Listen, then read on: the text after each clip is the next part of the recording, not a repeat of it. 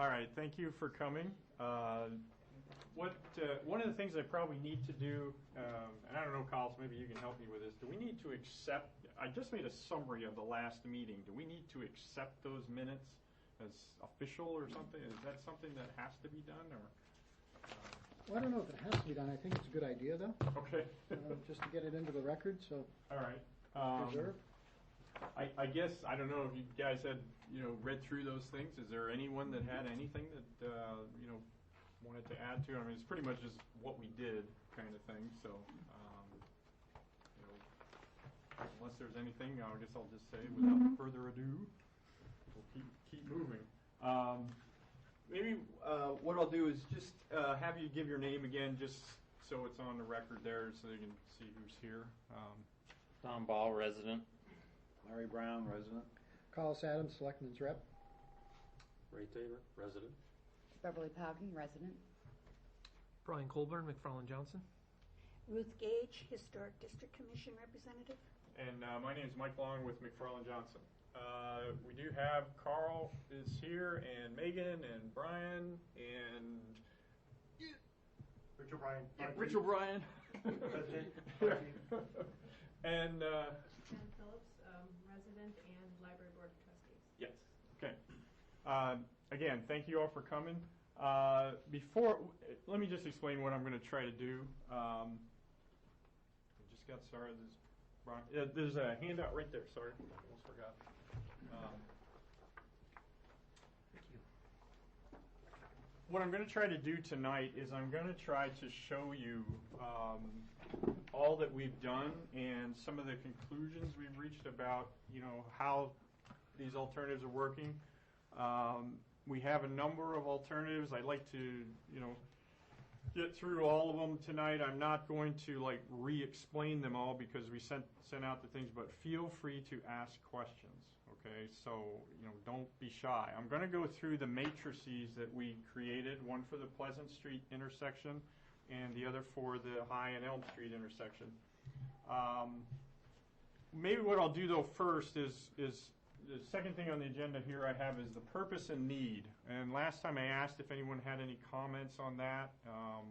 Maybe I'll just ask again if anyone's had more time to think about that. It's a pretty simple thing here, which I don't have right in front of me. Here it is. Project's purpose is to improve safety and traffic flow for all travel modes, motor vehicles, bicyclists, and pedestrians at the intersections of Mast Road, Main Street, with High Street and Elm Street, and with Pleasant Street, while maintaining the heritage and character of the village area in the town of Goffstown. And there's some other little detail things that we have there, but I guess, I don't know if anybody has any additional comments on that. I think that pretty much sums up what everybody's thinking here. It seems pretty simple, but obviously not. So maybe I'll just move right on then. I sent out these matrices, I think it was Monday, or I can't remember if it's Friday or Monday. Time flies when you're having fun, I guess. But I'm going to go through this a little bit just to kind of explain some of the thought process. And I guess what I'd like you to do is please, if you have any comments, you disagree that, or even want just some explanation about what we're talking about here, feel free to speak up. Just stop me and say what you need to say. On the Pleasant Street intersection, we had three options that we looked at: the traffic signal and the roundabout, and what we called the no build. Traffic signal is pretty much self-evident. It has a left turn lane. Offset left turn lanes. There's, basically it's a pretty simple signal. We're not increasing the number of lanes on Main Street, Mast Road, I mean. And Brian has it up on the screen here. You can see basically just a rough idea where the signal poles might go. And again, you got a left turn lane in each direction and a through lane. Or a left turn lane on one side, a right turn lane on the other, because all you got on the other side is the driveways, and then you got the through lanes. So it's not increasing the amount of through lanes on the road. The roundabout is a single lane roundabout, and then we have the parking thing, which is kind of another story. But the other thing is the other option that we looked at, which you had not seen before, and we sent that out last week, is basically a no-build option. We're calling this no-build, but what we're trying to do is we're trying to define the intersection much better. And maybe some of the highlights of this is that we've taken a crosswalk and put it in here. The idea would be that you would possibly remove the crosswalk here at Union, right on the curve. So we push it this way. Does that make it a little bit safer? Yeah. Is it as safe as it could be or might be if it was up at the intersection? Probably not, but it's kind of a compromise location. The other thing we've done is we've increased the size of the islands, and that's to define the traffic much better than it currently is. There's a sea of pavement out there, basically. One of the things we've done is we pulled the islands closer to the inner circle, the circle that's there now. The reason we're doing that is because just the other day when I was playing around out here, I came out here, made a right turn, and went around the island this way. Not supposed to do that. You know, I did it anyway just because I figured I wouldn't get hit, and I didn't, so just wanted to see how it worked. But the bottom line is somebody, you know, this is no left turn right now. Somebody coming out here that wants to go this way would go this way around the circle. This concept works somewhat like a roundabout. It does not include, though, some of the key elements of the modern roundabout, which is the deflection for the through traffic, okay, and it doesn't, you know, kind of guide people the way a roundabout does. It loses some of the safety. You don't have the crosswalks in there. I'd be a little hesitant to put crosswalks right at that intersection. What it does do, though, is it keeps the traffic moving. You'll see on the matrix it looks pretty good traffic-wise. It's a little bit hard for us to model this from the standpoint that this traffic going in this direction and this direction basically doesn't have to stop. So it's basically level of service A. There's no stopping there. So what happens is it does not do much for these people, although this will operate probably better than the current situation, just a little bit because it's defined a little better. It also gives more of a defined refuge for someone that, you know, for instance, making a left turn and going on to Pleasant. They can sit there and maybe feel a little bit safer than they do now. So does it work? Yes. Is it the best situation in terms of safety?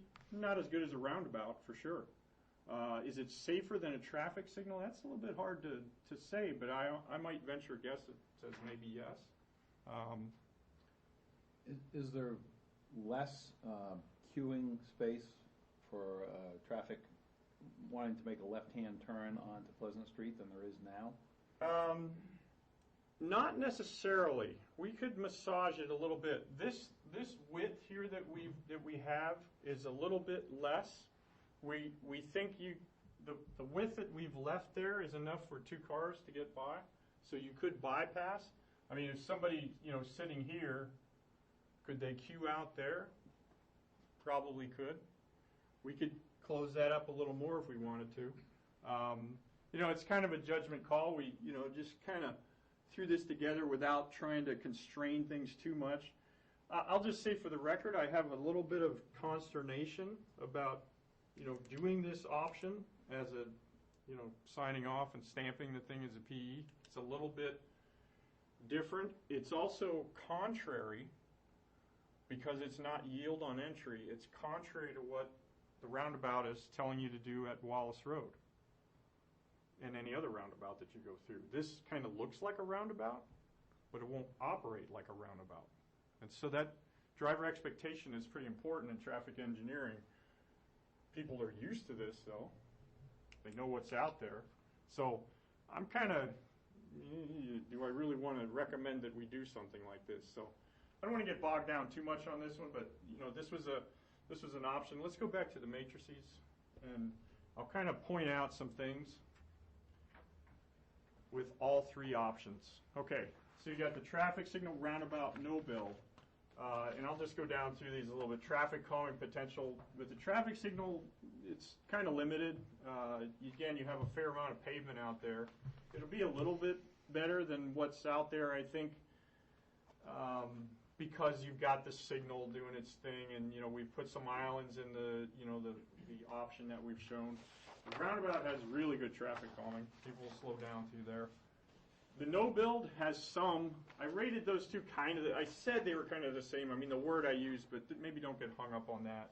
I think it's is what we put out there. If we do the no build, is that better than what's currently out there? Absolutely, in terms of traffic calming. So one of the important things is level of service. You can see the traffic signal actually runs pretty well in this location, even though there's not a lot of queue length. It should work reasonably well. The roundabout doesn't look so good. Okay, and I'm going to explain that in a minute. The no build doesn't work that well either, but the thing that you have to keep in mind is the way that that's evaluated is based on Pleasant Street. Okay, Pleasant Street in the no build is going to continue to suffer. You're going to have trouble pulling out of there. Now, having said that, it's for relatively short periods of time each day. Half an hour to 45 minutes when the traffic is coming through in either direction, heading towards Manchester in the morning, coming from Manchester in the evening. The traffic on the main road doesn't stop. It just keeps going. So Pleasant Street suffers. And as I explained last week, or not last week, but last time, whenever we do something to make it better for the side road, we're going to impact the main road, okay? Whether you're doing a traffic signal, roundabout, whatever, when you start controlling traffic, you're going to make a difference because you're giving more green time to the side road. So what's going on with the roundabout? Well, in the initial studies that we did in 2005 and 2006, at that time, the way we analyzed roundabouts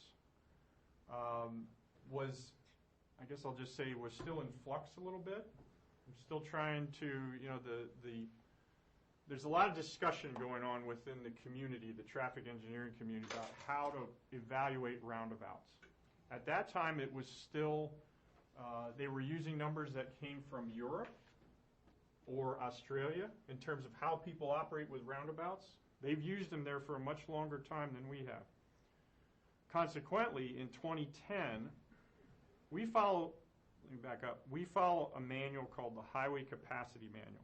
That's basically the Bible of how do you figure out things. Now, there's always arguments going on within the engineering community about how do we do this? How do we define this?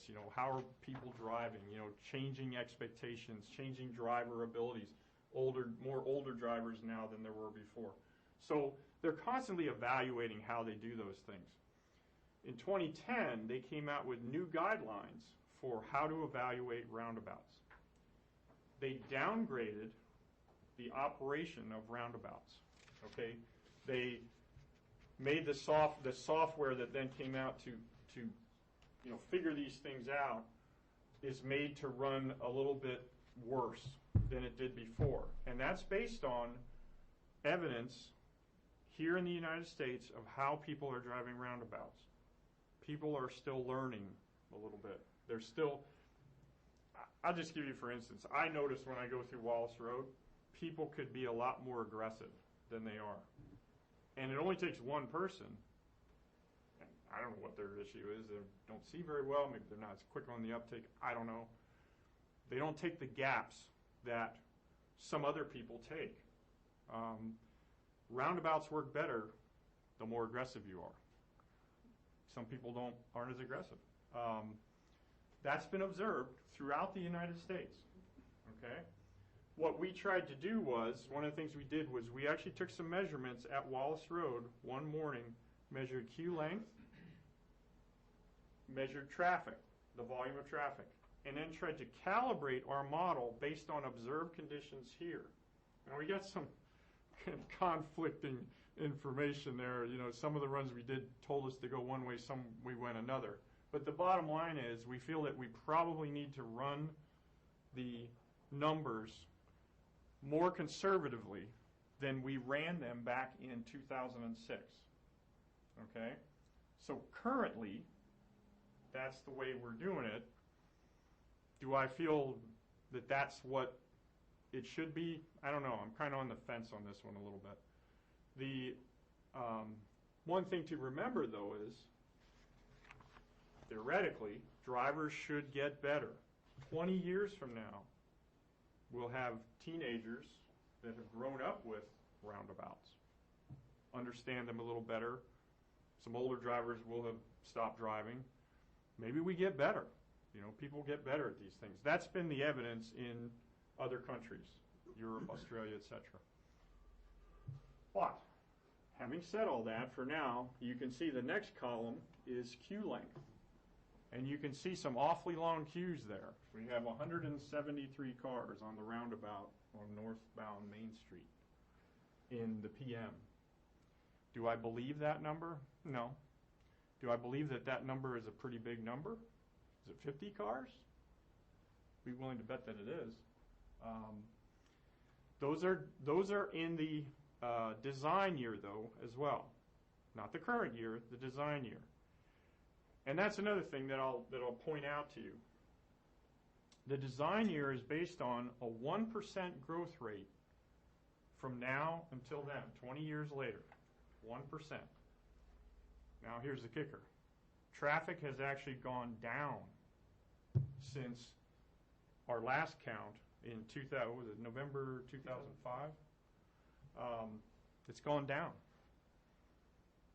I mean, not tremendously, but it's down. I mean, it's you know, it's not just a little bit even. It's a little bit more than a little bit. It's not a ton, but it's a little bit. So do we then project that traffic will continue to go down? No, we can't do that. We know that when the economy turns around a little bit, things change, traffic's going to go up some. 1% is a fairly conservative growth rate. We could do 0.5%. Would it make that much difference in those numbers? Not really. It's going to make some difference, but we're still seeing a lot of cars. The other thing I'll say is, and I'm going to touch on this when we get to the High and Elm Street, we actually went and got the DOT designs that were presented in 1998 for High and Elm Street, and I'll show those to you. I think I sent those out. Comparing those numbers, which at the time, again, they counted in 97, I think it was, and then 98 was when they were working on the job. They took that, projected out 20 years to 2020. Strangely enough, those numbers are pretty close to what we're projecting now at High and Elm Street for 2034. So, you know, things have dropped off. They were seeing a really big growth rate through the 90s. And then they took that and projected to 2020 and then got numbers. And some of them are eerily similar to what we are now projecting in 2034 at a lower growth rate. So that's kind of a little interesting sidebar there. So bottom line is, these are the numbers we're showing. Should you take these as gospel and everything else? I don't know. But the thing is what you have to keep in mind is there's a lot of cars going through here. There's too many cars. The side roads anywhere along Mast Road and Main Street are going to suffer trying to pull out. I mean, you guys know that. You've driven around here. It's tough. If you try to pull out in the peak hour, after that, things calm down. So what you should take away from looking at these numbers is that there's a lot of cars, and it's very difficult to get a solution, and that's what you're seeing. It's very difficult to get a solution that works for the side roads without impacting the main flow of traffic through town. Okay, I'll just go through these a little bit. You know, safety, traffic signal and the no build, I think, would improve the safety. The thing I'll say about that, roundabouts are best in terms of safety. Absolutely positively. There's no argument about that. If you look at all the statistics, a roundabout is much safer than a signalized intersection. You'll, reduce accidents by, 43, 50%, something like that. Fatalities are next to nothing. Now, having said that, what have we seen here at this Pleasant Street intersection? Not that much. There haven't been that many accidents here, and nothing really serious. So, are we solving if you're going ahead and build a roundabout, are you solving a problem that doesn't exist? You could kind of say that. But I can guarantee you that if you put the roundabout in, you will probably never see an injury here. So how important is that? Everybody puts a different weight on those kinds of things, but just something to keep in mind. Mike? Yep. Does that take into account from West Union Streets or Union Streets to Mountain Road? What about Yeah, I mean, it's those hard to be honest with you, their software isn't the best in terms of isolating where exactly the accidents occur and why. The recording of the crashes is very sporadic. Some of the officers fill out the report very well. Some of them not so good. It just depends who's doing it. Sometimes it's a call-in. And the dispatcher actually fills out the report, is what they said. It's difficult to know how, if there were some serious accidents there, they would have been recorded a lot better. Most of what's going on out here are fender benders, that type of thing. There really isn't a lot of serious. There isn't anything out here, really. It's all just, a little bit of bang up stuff, and nobody gets hurt.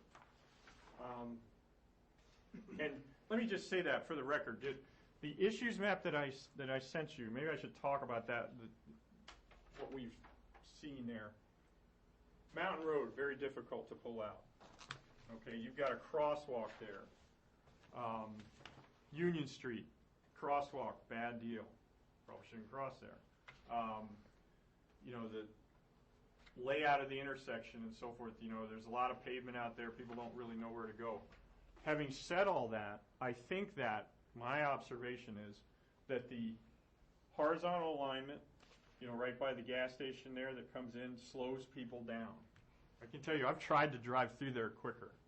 I have a little sports car, and I tried to go through there quicker.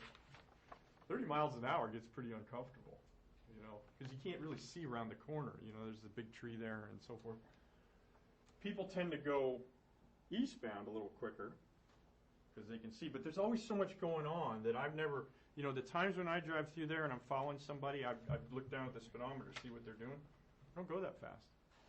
So that horizontal alignment, the curve there, basically acts as a traffic calming device. And then on the other side, the alignment of the road is curved, coming up at the crosswalk there. It's also going uphill, so you can't see that well. I've driven enough times that I'm actually wary of somebody waiting to cross and they're going to step off the curb. Now, when I'm paying attention, I'm pretty wary. When I'm not paying attention, sometimes I come up the hill. And I think most drivers are like that. And people that don't know the story, they're probably going a little faster than they should be. But I think a lot of people that drive through there, there's a lot going on. Now, could we help it by closing things up a little bit? Absolutely. There's some things we can do. But, for whatever reason, people are wary or whatever, they're driving relatively safely through there. Some of the other things, parking, I think you can make your own determination there. Some loss of spaces with the traffic signal we'd like to not. You wouldn't be able to park right at the signal. Generally, people are not parking there. I've tried to observe this a lot. When something's going on at the church or there's something in the downtown village area, then sometimes you get parking up there. Other than that, people generally don't park on the street. Maybe one car from time to time, somebody visiting somebody else. But there's definitely going to be some loss of parking in all of the options. Probably a little bit less with the traffic signal and the no build. We did on the no build. We left some room to park on the outside there. Pedestrian movements, traffic signal. I mean, eliminate the crosswalk at Union. Tell everybody to cross at the traffic signal, because, you know, if we're gonna put up a traffic signal, we would put the, you know, the pedestrian heads, put the crosswalks in, so we'd make it a safe crossing. Now, can we force people to walk up the street to get to the traffic signal? You can put up signs and things like that, you know, some people will ignore them, some people will use them. The crossing guard that's out there to cross the school kids, could we move her up there and make the kids go? I don't know. That one's a little bit difficult because it's a pretty long U-turn to get up there. So we have to be some discussion on that.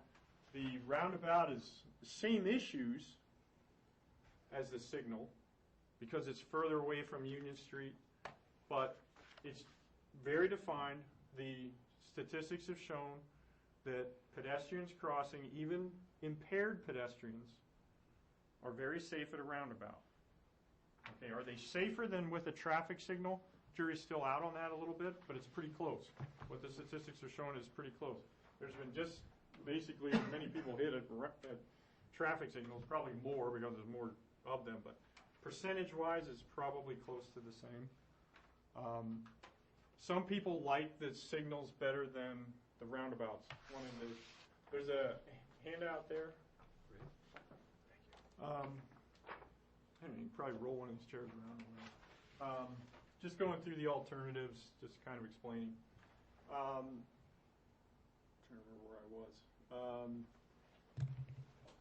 So, in my opinion, the roundabouts are better for pedestrians, but like I say, the jury's still out. I don't want to mislead you there. There's some pretty good studies going on, and even studies concerning impaired people, blind, deaf, you know, things like that.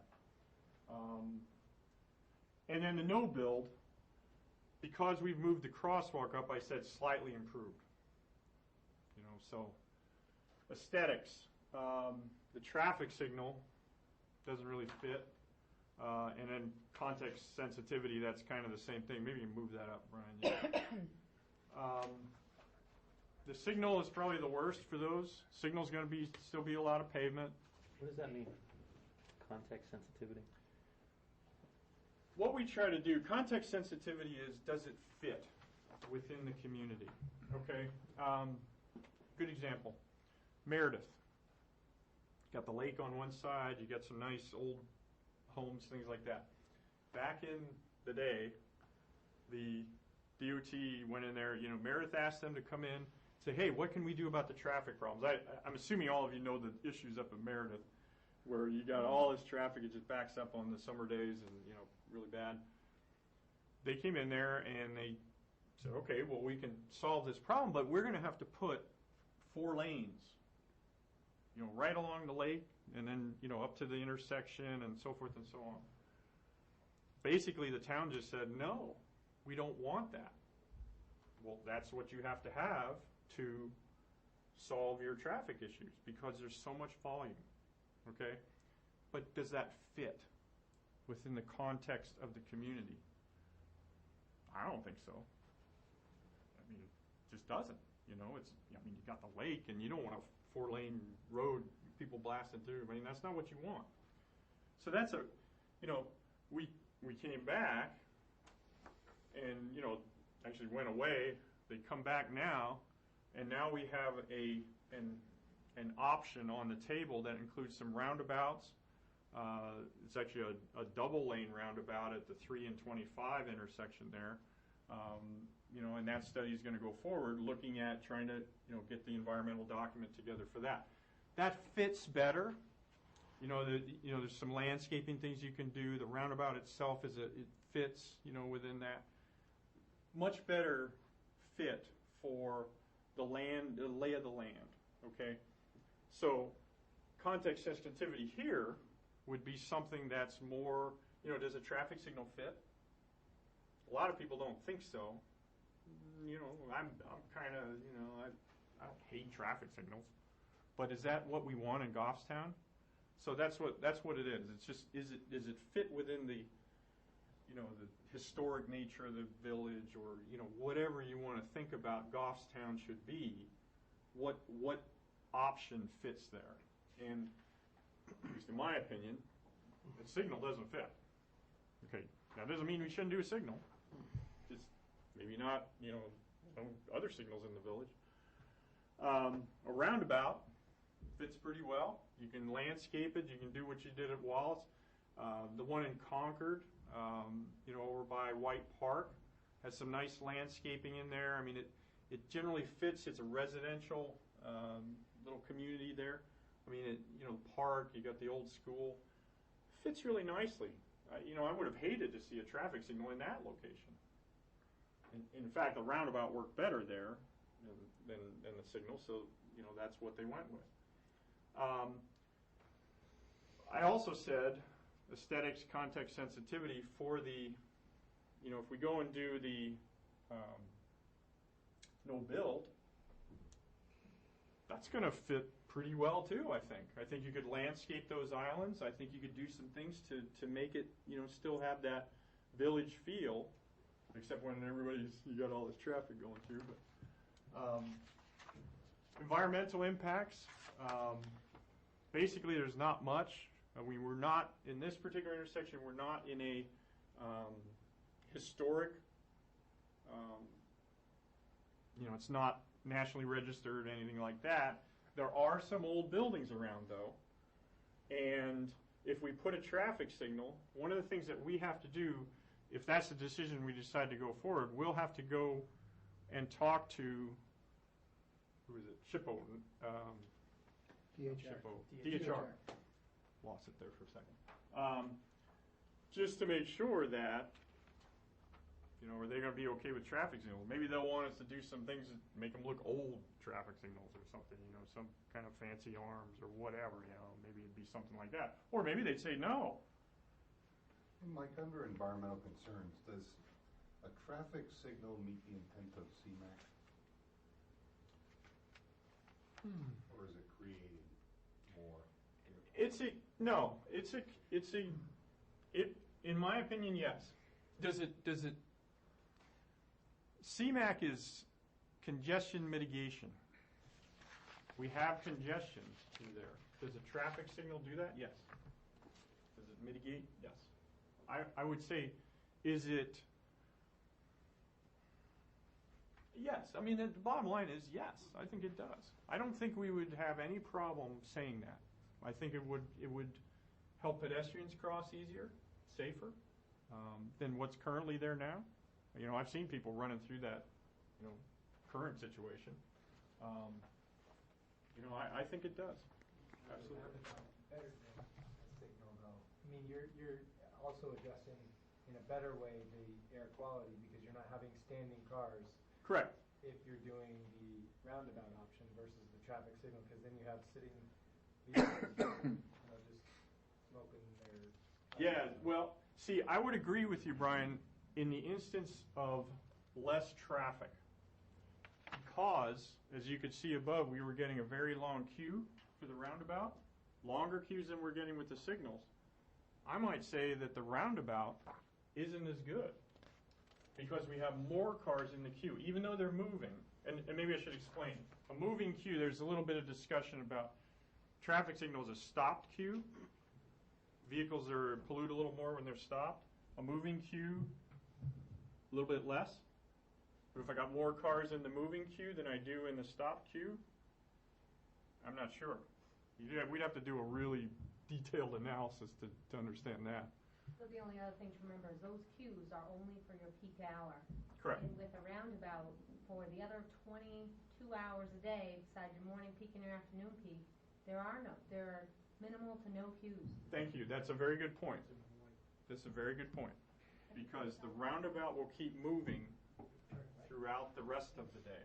Whereas the signal, we looked into this a little bit, you can't actually turn the signal. You can't go to flash. They don't want you going flash anymore at night. So the signal would have to operate all the time. So if you come out and you would leave it green to the main movement. So Pleasant Street, you come there, you're going to stop every time. Okay? So, but it's a good point that the roundabout lets you keep moving. That's one of the wonderful things I like about the Wallace Road roundabout. When I come down there and it's not the peak hour, I just go right through. Is that queue number, is that like a snapshot for some segment of time, or what is that? Can you answer that better than I can? It's a I always snapshot of wonder. yes, like the worst 15 minutes Yeah, during the peak hour. that's a good answer. So it is a snapshot. But at any point during that, I mean, I'm looking at the signalized intersection here. If I'm northbound at 5 o'clock in the afternoon, coming into town, and the light is red, I'm going to be sitting in a maximum queue of 19 cars, is what this is telling me, for the duration of that signal. I can stand out there at 5 o'clock now and count 19 cars in 15 seconds that are going through. So I don't understand. Maybe I'm wrong, but I think if you stop the traffic at 5 o'clock for a minute or whatever the time frame is of a light signal, you're going to have a lot more than 19 cars backed up. Well, the way the signal would work is you wouldn't stop northbound traffic very often. I mean, they would get 80 to 90% of the green time compared to Pleasant Street. Pleasant Street's the one where But you are going to stop it. Yes. Yeah, but it's, yeah, did you want to keep going, or? Yeah. What Brian said there about green time is instructive, because one thing we can't do with the roundabout, when you put the roundabout in, I can't tell it to let cars on Mast have more green time than cars on Pleasant. Everybody's the same. Roundabouts are an equal opportunity intersection. Okay, so as soon as somebody, if there's nobody coming, go to the drawing there, pull that up. Go to the roundabout. Oop, there you go. Back up. Oh, you want the roundabout? Yeah, go to the roundabout. See, when somebody's sitting here, yield on entry, if nobody's coming this way, this guy's gone. He's out there. So now, if he's a left turner, he comes out. Now this guy's got to yield to him.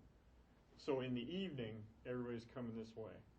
So all it takes is one guy to delay these guys a little bit. And if this is more than one guy, you get a little bit more delay, a little bit more, and it just starts building. And that's what you'll see. The numbers are a little bit, again, these programs do their best to model things, but it's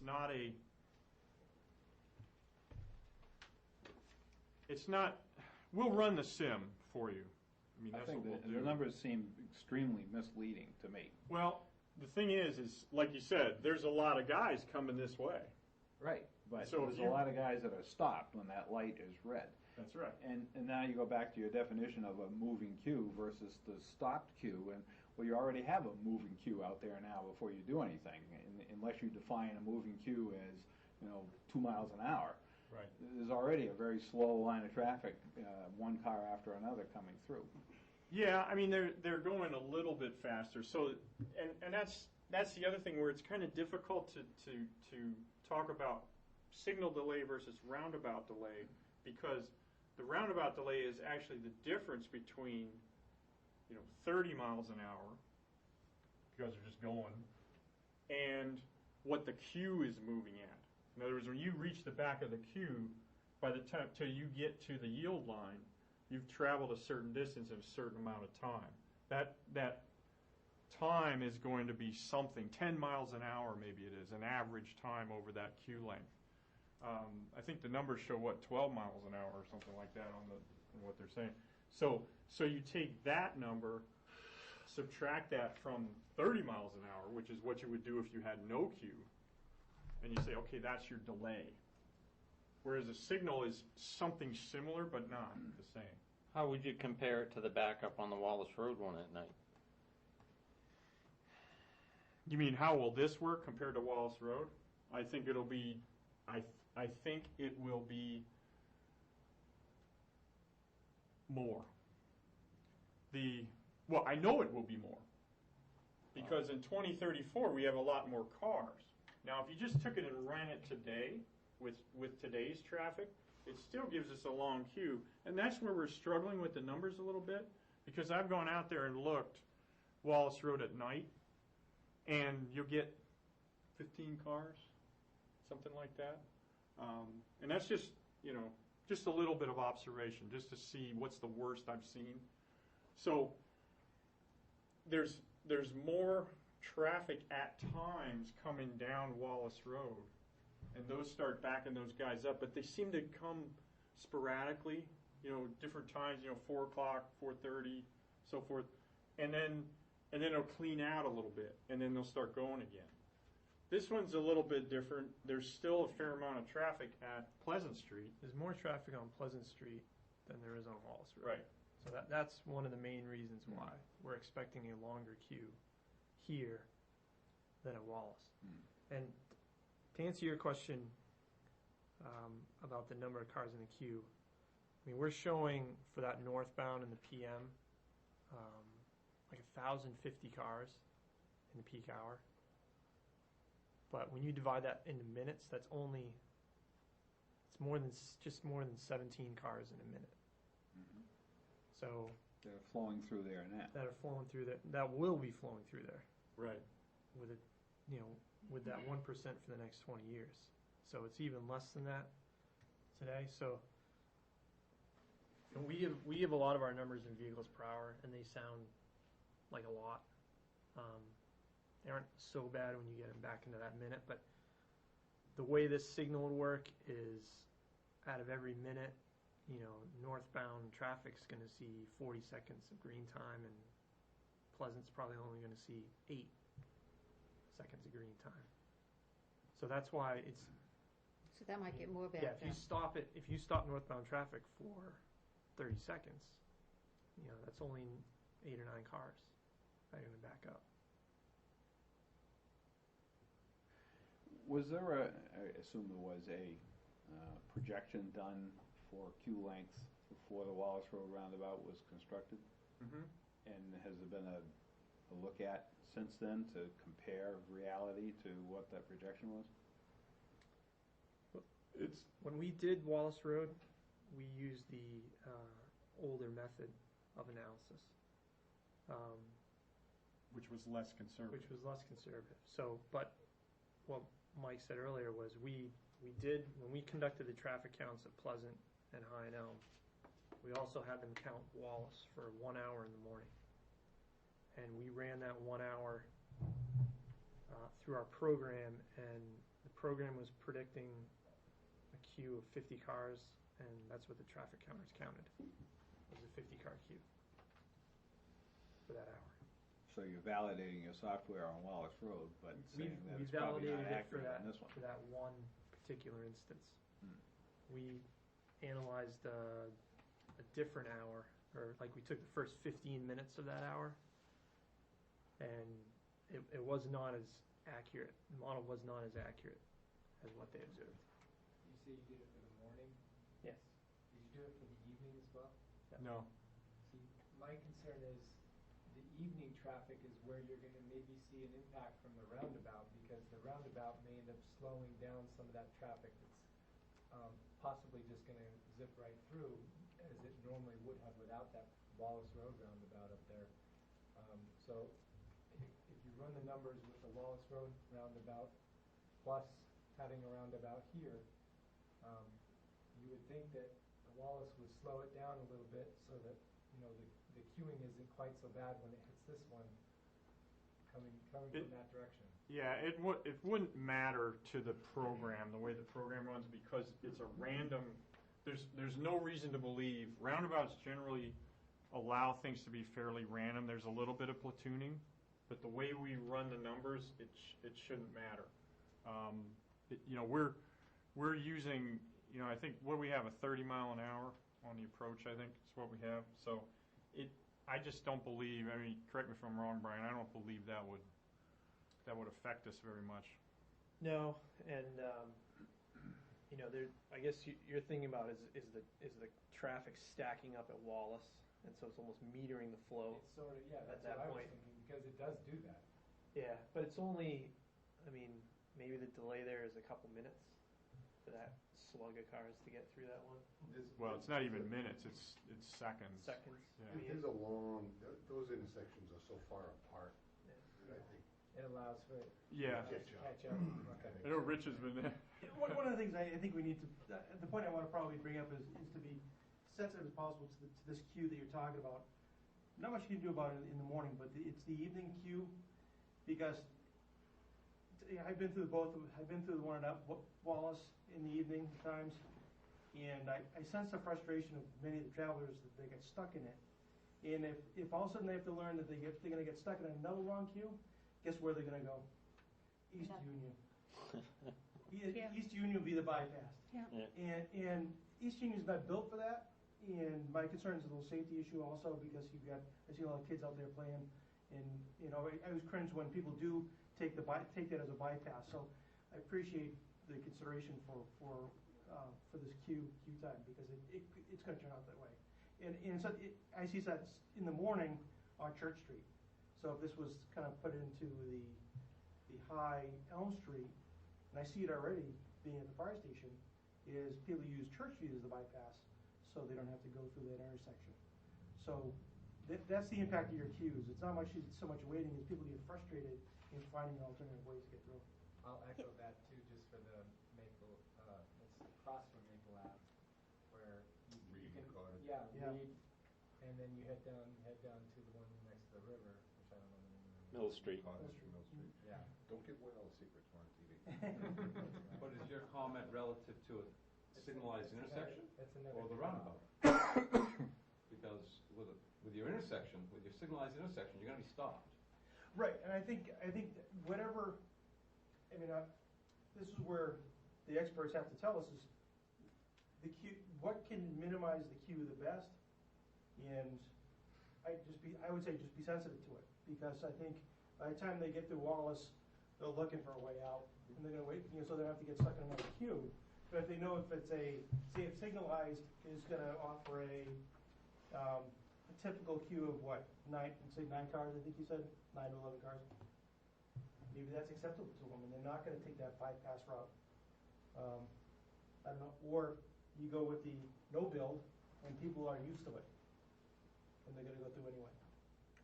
Right. It's a good point.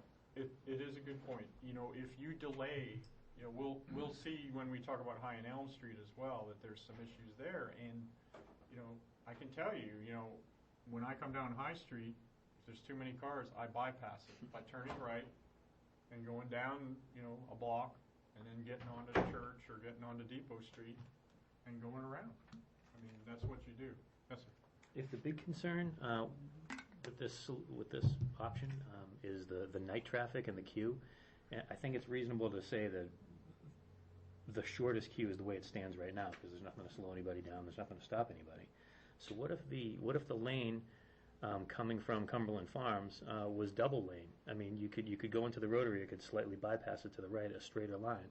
If you still put a curve in it, it would slow people down for the deflection. However, there'd be a double lane. People would load up to the left as if it was a turn lane, or people would just sort of bypass it on the top to the right. It would kill a little bit of parking, which I know is an issue, but it seems to address the concerns that the fire chief had, and the straight line concerns certainly at the end of the day, which seems to be that lane heading back towards the village. Yeah, that's where I'm trying to get to that point, to see where do we want to go with this. This is turning into a bigger project than we're scoped to do in terms of looking at alternatives. One of the things that I said to Brian just the other day, I said, well, what if we do one lane that's through, and then we take the island, pull it out here, and then the left turners go? How does that work? And that helped us a little bit, I think. It did, yeah.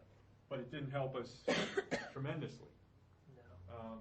And we really didn't delve into that analysis as much as we should have, because with the constriction points we have here at Cumberland Farms and the Church, the amount of distance we would be able to provide those two lanes Right. would be very short. So people would learn pretty quickly that you can't just split the flow and then expect to merge back right after the roundabout and go on your merry way. So But there won't be a merge. There won't be two. There won't be a second set of cars going down the hill past the church. Yeah, it's still one. Half of them will have turned to the left, or they're already going straight. There isn't a second car to deal with. They looked at that for right. Wallace Road, And the deal is, though, once that car is in the roundabout, it has the right of way. So anybody coming from Pleasant Street and wants to come around and go north, that car has the right of way. And when you've got two lanes going right there, then you've got two lanes, and then you squeeze right down by the church. And I'm pretty sure you did do those numbers, because everybody wanted the two lanes from You're going still- southbound. Yeah. There would be a lot more accidents. That was the problem, was that who then has the right of way? Because the car's bypassing the right of way, or that car coming around, and it's such a small area. I don't know if we have those numbers in here, but we did look at it. Yeah, I mean, let me just say, the person in the circle has the right of way. End of story. That's not even an issue. The bypass lane at Wallace would work. There was some concern about people coming around the curve too quickly, but we did not put a crosswalk there. Right. And that was one of the reasons we did that. Even with the one lane, we didn't put the crosswalk there. From what we understand, that's pretty good to cross down there. The kids are using it the way they should. They're staying on the north side, and then they cross over and off they go. So that's working pretty well. I think the point to make is that any vehicle coming out of Pleasant, even if you have two lanes, will still stop the flow, or delay the flow, I should say. So Unless you have two exit lanes. That's what I was going to say is, yeah, what's you causing could the backup right, is the left. yeah. The people out of Pleasant who want to go left are conflicting with all of that traffic coming north on Mast Road. And right now, people on Mast Road have the right of way. People on Pleasant have to stop. So that's who's seeing all the delay. With the roundabout, now all the left turns out of Pleasant Street have the right of way over North Mast Road. So you're putting that lower volume as now right of way over the higher volume. And I think what Brian's saying is you could run two lanes. You open it up, put two lanes here, and then you run the two lanes through. And so the guy coming out here would stay on that inside lane, and then when he gets there, then he merges with the others.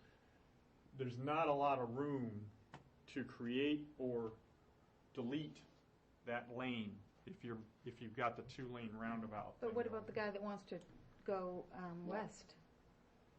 Yeah, you're talking about this guy. No, coming on Mast Road that wants to go down Pleasant Street. Yeah, he merges with that inside lane.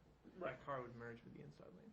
Do you have numbers of, at a given time, of here's the flow on northbound on 114, and here's the number of vehicles on Pleasant Street that are trying to make that left-hand turn?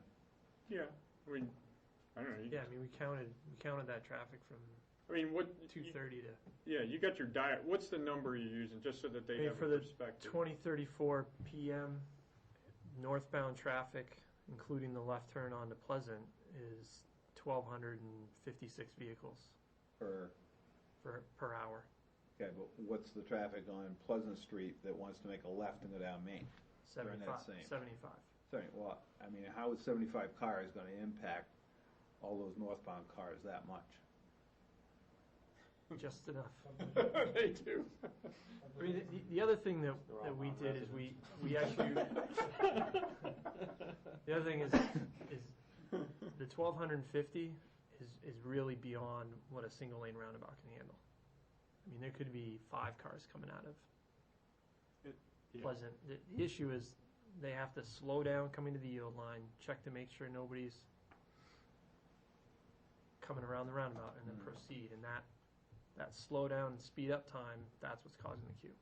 Let me just say, one of the things that we've done is, numbers be darned, but there are some general rules of thumb about if you're this many vehicles, you're okay for a one-lane roundabout. If you're this many vehicles, maybe you need to look at 2 lanes and so forth.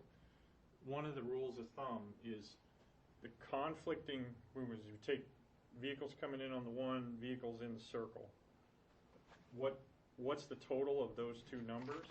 When you close in on 1,400 vehicles, the rule of thumb is maybe you need to start looking at a second lane, and that's where we are. That's where we are. I mean, there's actually, I was actually doing it this afternoon. There was one movement where it's slightly more than that.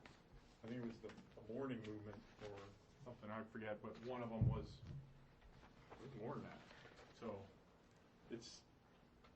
we're at the limits of a one-lane roundabout, and I think that's why we're seeing with the software. What we've seen with the software before is that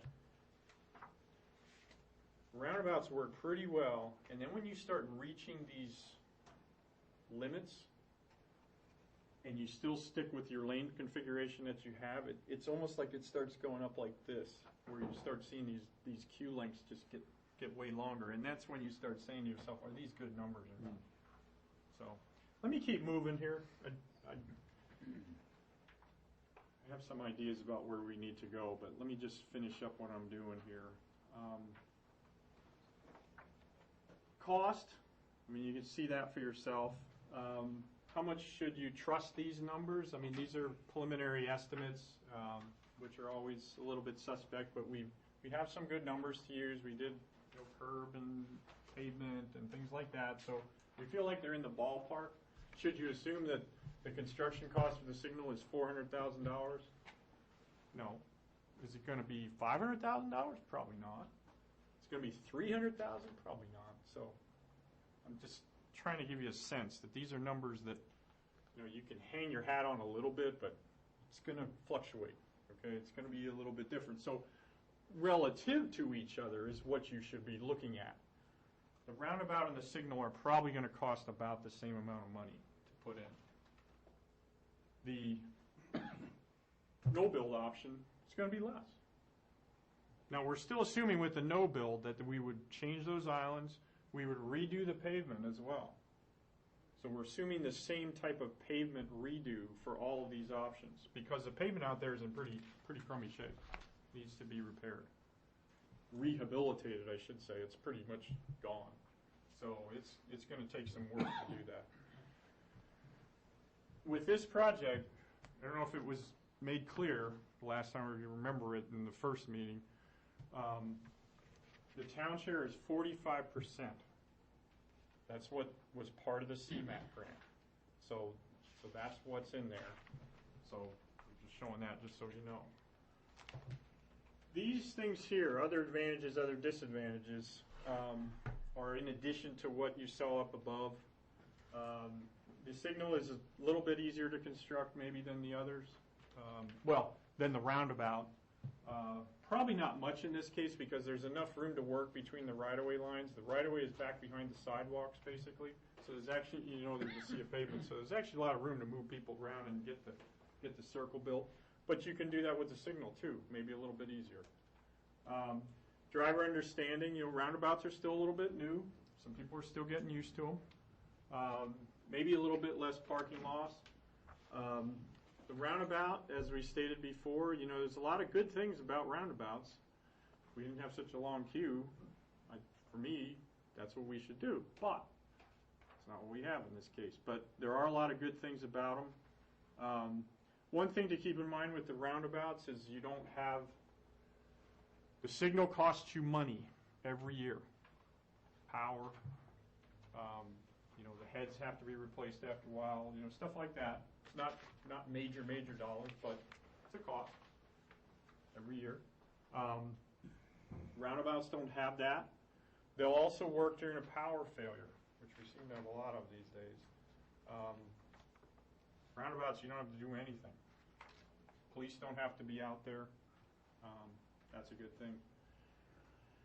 The no build, as I said, probably not as much traffic calming, but if we close up the amount of pavement out there, that's going to help. It's going to slow people down a little bit. Whenever you take and kind of close things in on people, they slow down. They feel like they have to. Not as much as with the roundabout, but still, there's some there for sure. The better definition would obviously help. This would function during power failure as well. You can do some landscaping, and you have low O&M again, operation and maintenance. We can plow it, take care of it.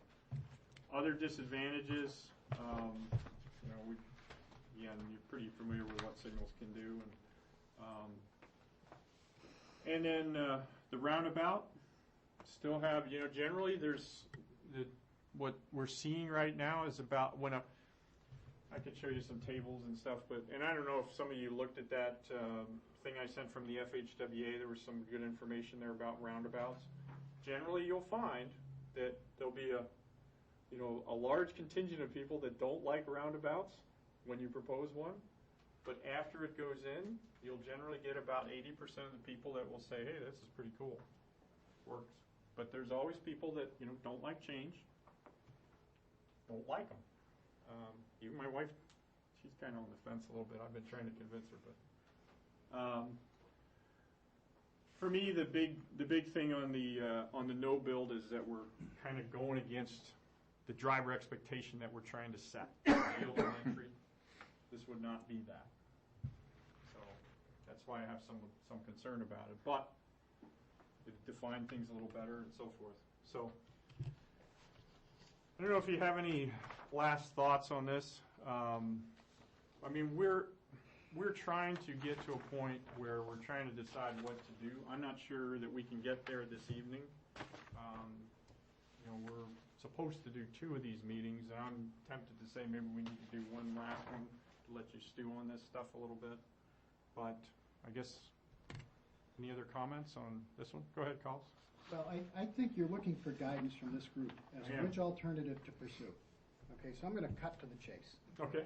To me, a traffic light is totally out of context. Doesn't belong here, doesn't belong in the village setting. I don't think it provides any benefits based upon the matrix that you've provided here. Mm-hmm. And I agree with that. I think you've accurately captured the pros and cons. So that leaves us with the roundabout or the no build. And clearly, just if you look at the pros and cons on your matrix, the roundabout is far superior to any of the others. Now, this is not a final engineering design. Once we settle on an alternative, we're going to tweak it. Can we widen the pavement? Can we make all adjustments to allow for parking or slip lanes, or ways to improve efficiencies by making minor adjustments where the crosswalks are located? That comes in final design, but we've got to agree on an alternative to get to pursuing the final design. And I think you've done a great job presenting the alternatives. I love the matrix. I think it speaks for itself. Will we ever get to a level of service A and B? No. What's our alternative? Keep the character of the neighborhood, keep traffic moving as best we can, provide for pedestrian safety, and to me, the roundabout does that.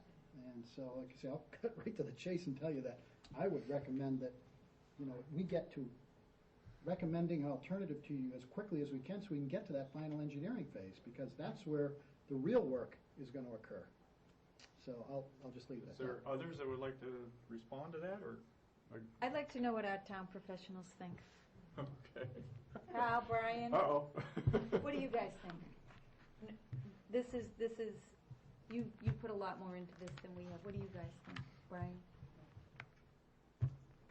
Personally,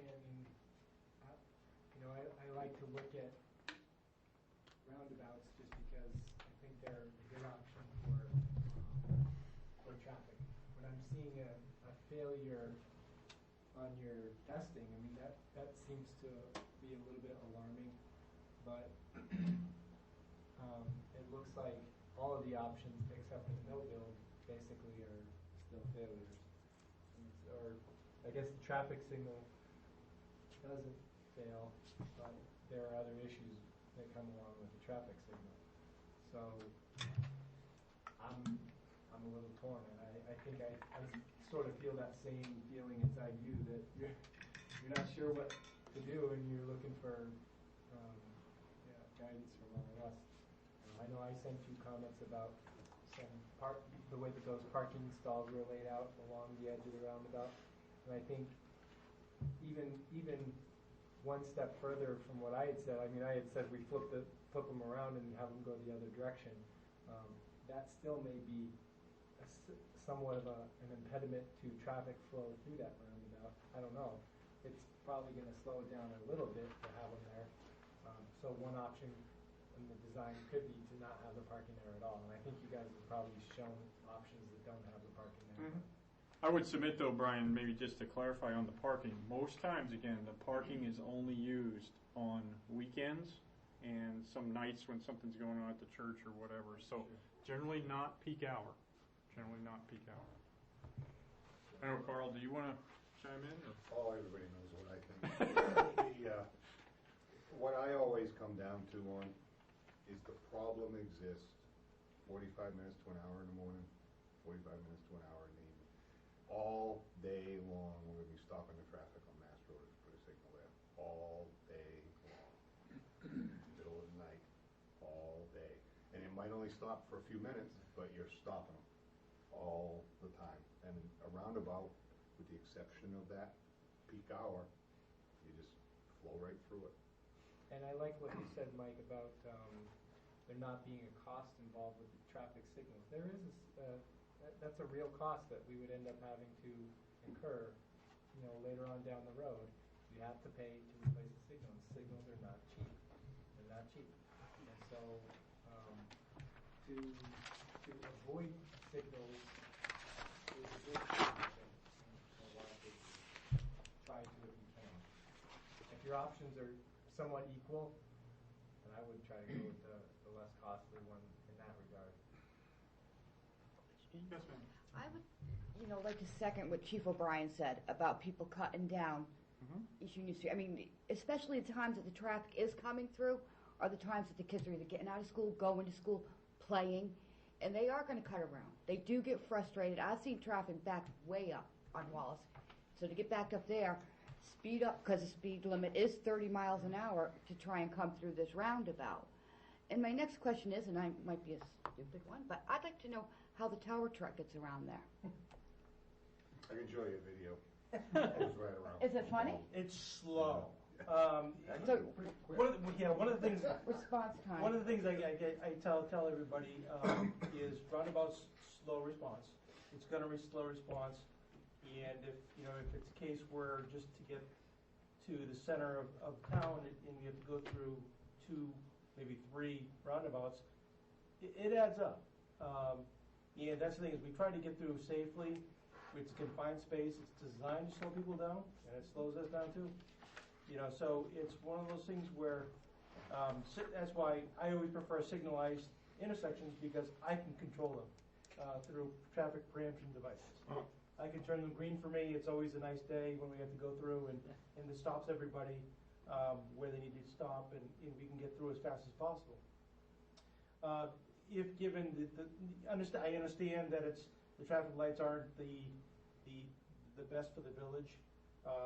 So if we're going to lean towards a roundabout or the no build option, I would say the no build option, only because knowing where my fire station is and where my calls typically are, where I have to get through, the no build option gets my fire apparatus through quicker, and it's got wider lanes for the trucks to navigate through. Because it never fails, somebody wants to stop, in the middle of it, but they're trying to let me go. So it gets to be a challenge. Go ahead. Well, go ahead if you want to keep going. Oh, and I understand it's a user training and education issue, but it never fails when we get people educated on roundabouts and emergency vehicles. When people show up that are educated, that know how to use it. So, when we first we're looking at the roundabouts, and especially the Wallace Road, there was studies that came out that were introduced during the village planning process of how a study came out and said, for example, Boulder, Colorado, they said that it doesn't slow down fire responses. Well, it doesn't, because I called the Boulder chief and he says, well, no, we don't use them. I have a bypass route that goes along the side of it, and so we don't have to use them if we can help it. And I said, well, yeah, there's a study that's out there that says that Boulder likes them because it doesn't slow down response. He says, well, we didn't know about that. When we're forced to go through one route, it does impact our response, and we manage it, but it takes time. Okay, but to be fair, what I've seen on this issue is that you're talking seconds. Now, let me just point something out. If it's not going to be a minute, okay, but let me point something out. Okay. If you had Wallace Road right now, and we would have put a signal up there, yes, you would have had a long queue as well. You would have been going on the other side of the road. They could not move because the road is not wide enough for people to get off the road. So I'm totally with you on the fact that roundabouts will slow you down, but a signal will also slow you down. I disagree, because if I have control of that, signal through an opticon. But people still have to get out of the way. They do, but now the traffic is stopped on the opposite side. In the roundabouts with Wallace Road, the traffic is still coming at me, and I'm in their lane now, and I have to stop, and they have to go up in driveways or up on the curb to let the emergency vehicles go by. So I disagree with that. And I says, yes, without a doubt, we have to go onto the opposing lane sometimes to respond. Right. But with a signalized intersection, we can set the light so it goes red, so it stops the oncoming traffic coming at me, and that's huge. Versus a roundabout, they make that corner around the roundabout, think they're clear of the roundabout, all of a sudden they're staring at a fire truck. Well, go ahead, Dave. I think it'd be worthwhile, Mike, if you can share the accident rates and types between a signalized intersection and a roundabout, because you have vastly different. Yeah, I did that before you. Okay, yeah, I did that before you. So my point is, all fairness to what's been said, I believe you stated you'll see a higher propensity of accidents at a signalized intersection than you would at a roundabout, and more severe accidents at a traffic signal. So although it may take a few seconds to get through a roundabout, I think you'd be visiting a signalized intersection much more frequently. And I can't disagree with that. Right. And we've had some accidents at the Wallace Road roundabout and at the roundabout in Grassmere, and we've had some really serious accidents, serious accidents with injuries. And I know you're looking at PD data, but I'm looking at my data, and I think we're still going to have accidents, but I think you may be right. There may be more accidents. So I think there are going to be accidents either way. It's a matter of, and I get the sense from the group, and I'm glad you guys are here, because it's a tough decision, and not on my shoulders. Is you're leaning away from signalized approaches, and that's fine. But if that's the case, that's why I'm leaning towards the no build option, because the traffic's going to be flowing better, I think, for my purposes anyway. And I'm not, then you get your pros and cons with your different roundabout versus no build. Mike, has anybody ever looked at preemption on a roundabout to stop the traffic before it enters the? That I can't say I've seen. I have seen studies. The thing that I've seen is there's conflicting information out there about whether roundabouts are better for, and they're weighing the fact that you're probably at the roundabout less because there's less accidents. There are some people, like yourself, that say, hey, I'm going to get delayed, a lot more. What's a lot? That you could argue that till the cows come home. I think I would be willing to say that a signal, all things being equal, over time, a long time, if you look at different times, I probably would be better off getting to the scene of something else that's not at the intersection, right, going through the signal. Absolutely. I don't think you could argue that. The question is how much different is it? And I'm not sure that it's that much different just based on what I've seen, but I'm not sure we can get anywhere with that argument. I bow to your convictions, okay? And that's the thing is that we always struggle with emergency services is we can't control the distance to the emergency, but we try to control how quick we can get there in time. With the fact that if somebody isn't breathing for 4 minutes, you may have irreversible brain damage. The size of a fire doubles in size every minute. So if it takes us an extra 15, 20 seconds to navigate through each roundabout, it doesn't seem much on your watch as you're looking at it, but if there's a fire. Let me just say this, and then maybe we can move on to some, because I know some other folks want to talk. What we'll do is we'll take a little look. I know there's some papers out there that have talked about this. we'll take a little look at that and see what we can find and get it out to you. Yes, sir.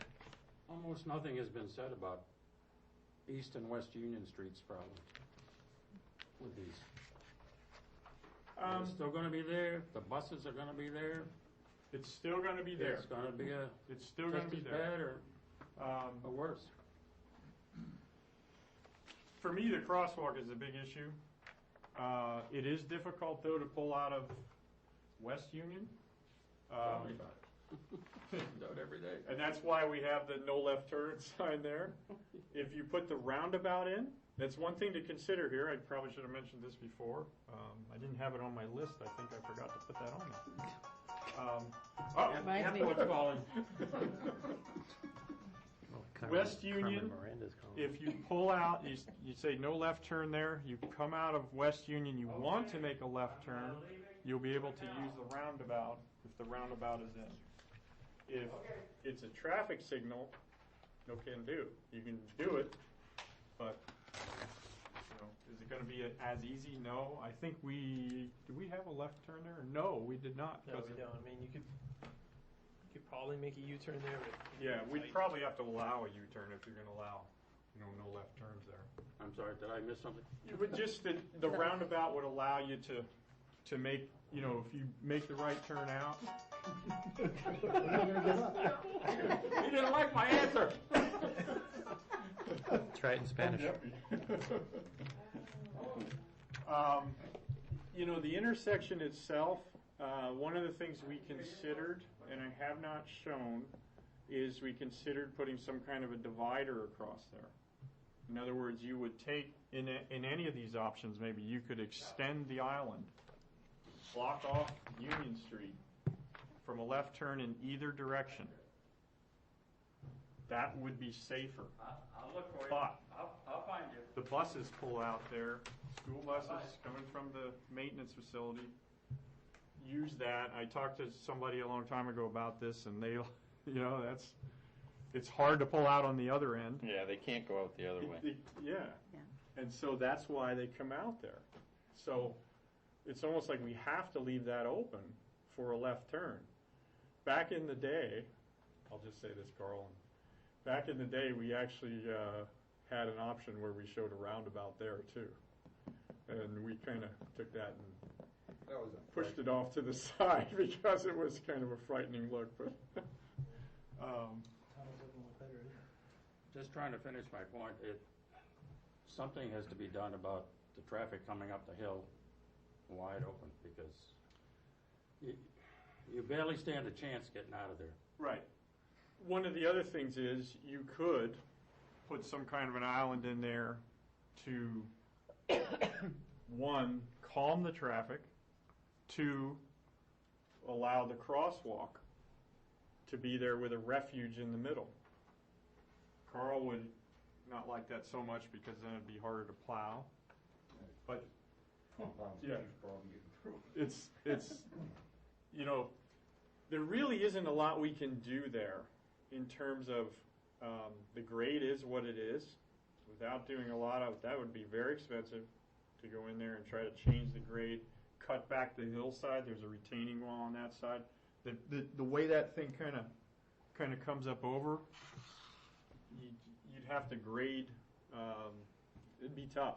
We don't have, to be honest with you, I don't have a good solution there without spending a bunch of money. There's not an easy way to take care of the problem. There's no signs now to slow people down on the hill. They seem to think that's Mount Washington or something, and you got to accelerate to get up that little tiny hill. Well, there was a lot of talk when we had the listening session, and I'm always, I shouldn't say amused, but studies have shown that signs don't help a whole lot. They really don't. If you put a sign up and then you have a policeman out there to slow people down or make some kind of a dent in their thinking, yeah, then you're going to have something done. But just putting a sign up to say 25 or when Carl did have the crosswalk thing there, I think that helped a little bit. But that thing was dinged up and run over, and everything else in pretty short order. Yeah, but it worked. You think it worked? Yeah, you're talking about those rubber things they had, yeah, they did work. And they didn't last more than a year or so, but, I mean, they're just a Get a piece large of. supply of them, Do you think it helped to Huh? slow? Do you think it helped to slow people down, or did it help to cross? Well, it certainly helped to cross, because it gave people some confidence. There really isn't an issue crossing.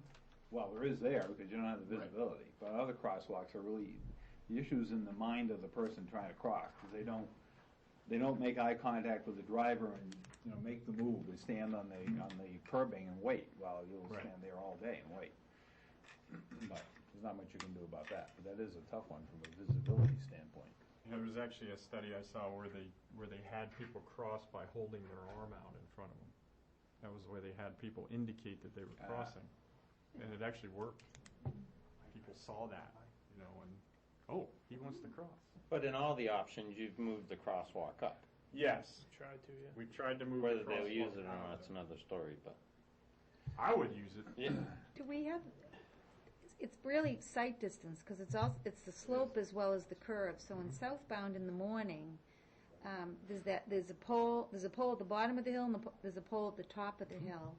I have to assume the right-of-way right there is probably only 50 feet wide, but I know you mentioned a retaining wall, but I'll use Wallace and Shirley Hill Road. When that slope was cut back, and as you were coming up Shirley Hill, you could see that intersection, and even in the winter now, it's much, you just have a better sight distance to see it.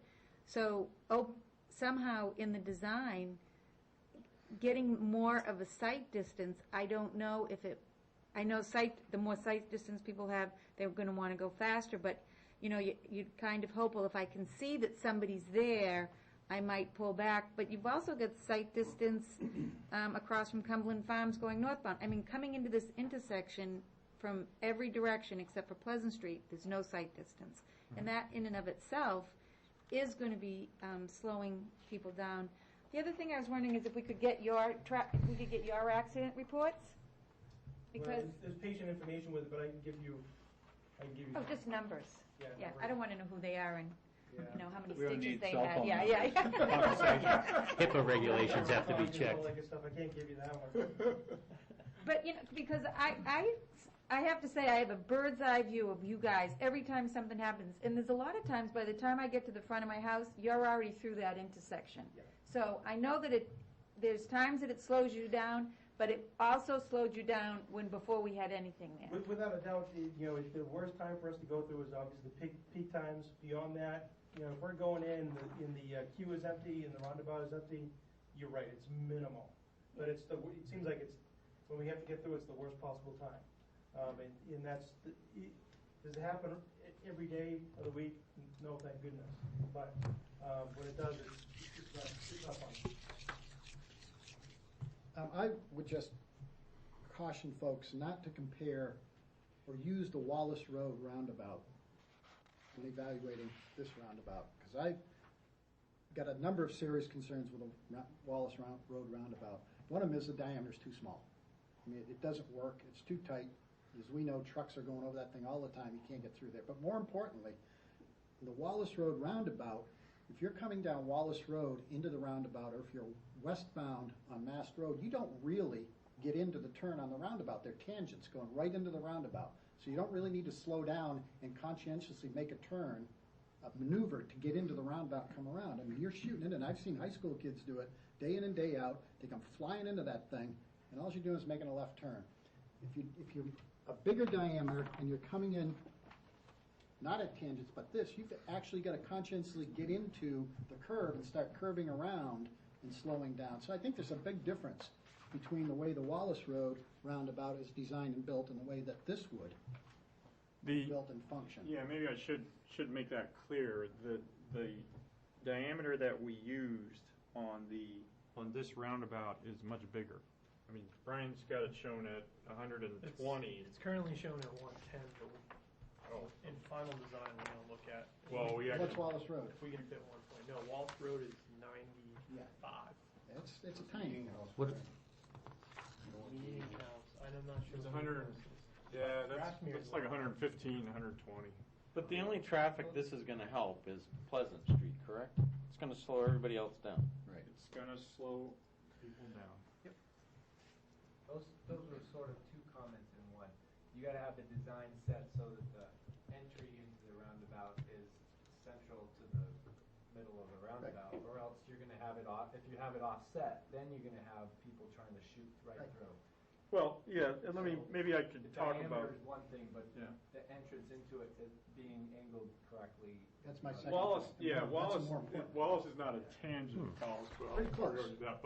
But it's not as much deflection there as we would like to have, because we took it and we didn't want to go onto the Lamson property any more than we had to. So if I could have done that, you know, the way we wanted to, we would have made a bigger radius, and we would have shoved it that way a little bit more.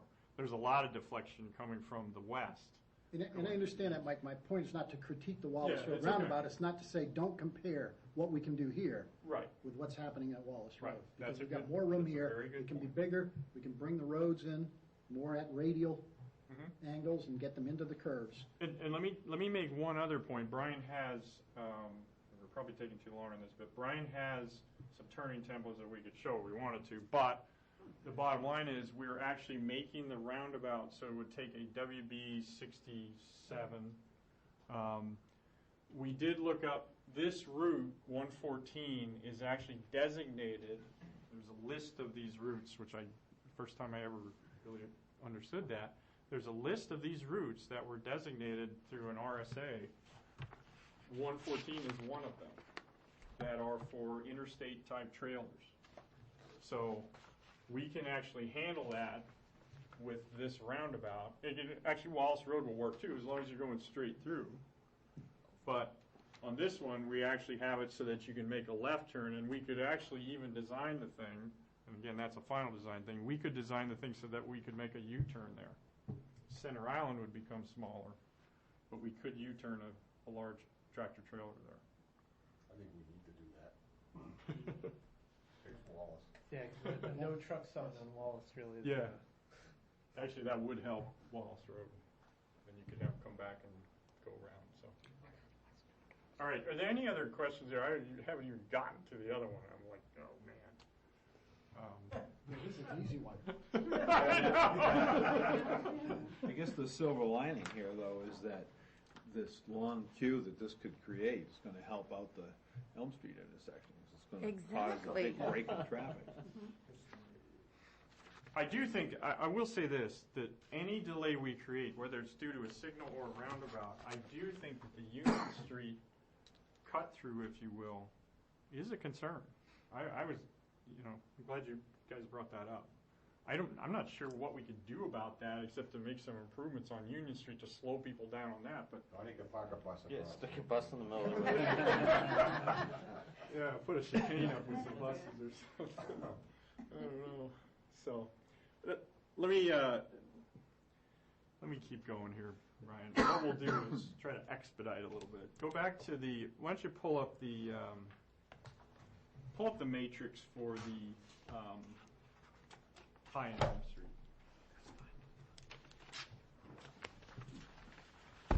All right, now I'm not going to go through this because I just went through the other one. I'm not going to go through everything, but I will talk about the alternatives a little bit.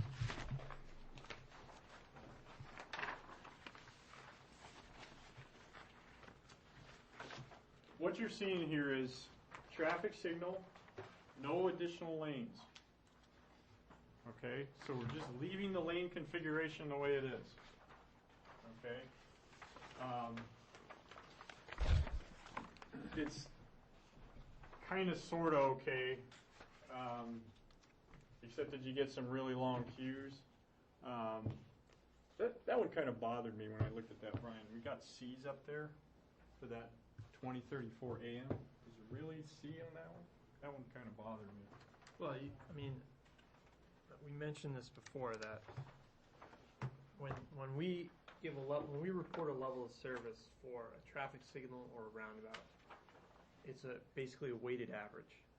So just because the overall intersection says C, High and Elm Street, and I can look this up while Mike's doing his presentation, but High and Elm Street may still be Fs. I think they are Fs. Yeah. So in that analysis. you're giving all the green time to Mast Road and Main Street, and the side roads are still have delay. Yeah. So again, some of these numbers, that one kind of bothered me a little bit. But the bottom line is we put the signal in there. I'm just not convinced that's the way to go. But you can make your own judgments about the things that we've called out there.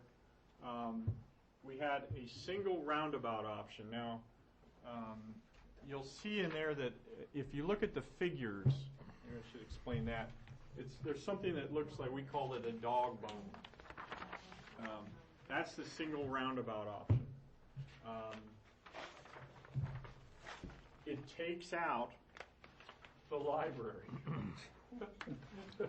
Oh, yeah. Robbie Grady really liked that one. I know. Brian didn't want me to say that, but I thought I had to say it that way. No, what it does is we actually looked at relocating the library. There you go. Okay, we're not taking out the library. To where? How do you relocate the library? We move it up the hill a little bit. The whole building? The whole building. Okay, because that was deeded to the town, so, Go to that picture, Brian. That's in the budget, right? Yeah, that's it. Well, let me tell you how we got to that That point. way is $1 million. Yes, that's why that alternative is $1 million. Okay, so It's $500,000 to relocate the library. Brian, go to that option. We won't see the library in that one. Missing library. Yes. That used to be the library, no. The library actually owns, from the bank lot, it goes back in here like this. There's this extra parking up here that, was talked about. Basically what we would do, and where did you see the brick building? Kind of cool. Yeah, through some of the work I'm doing on another project, I've been in contact with a company that moves That's buildings. right, it's Concord. And they say they've moved buildings off of islands. And the one that stuck in my mind was they moved a brick building with 8 brick chimneys. Were they historic though? Oh yeah, Yeah. this was a 1800s. That's why. yeah, No, but- buildings no, can be moved, historic but. on the National Register, that's the difference. I mean, historic with 8 chimneys and old is one thing.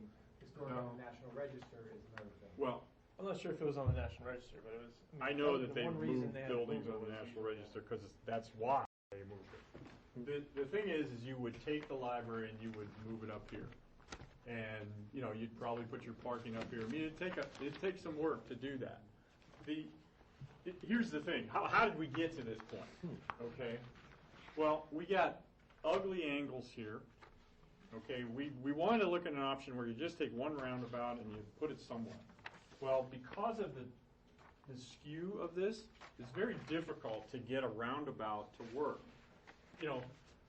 Carl has a nice little option where they drew one up that basically erased these 2 buildings here and tried to suck it down here. Well, it just doesn't work from the angle of the roadways coming in.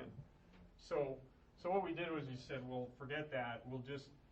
We think we could move this. Well, I actually talked to Jed Murrow, who's our environmental guy for our company. Very good, knows what he's doing.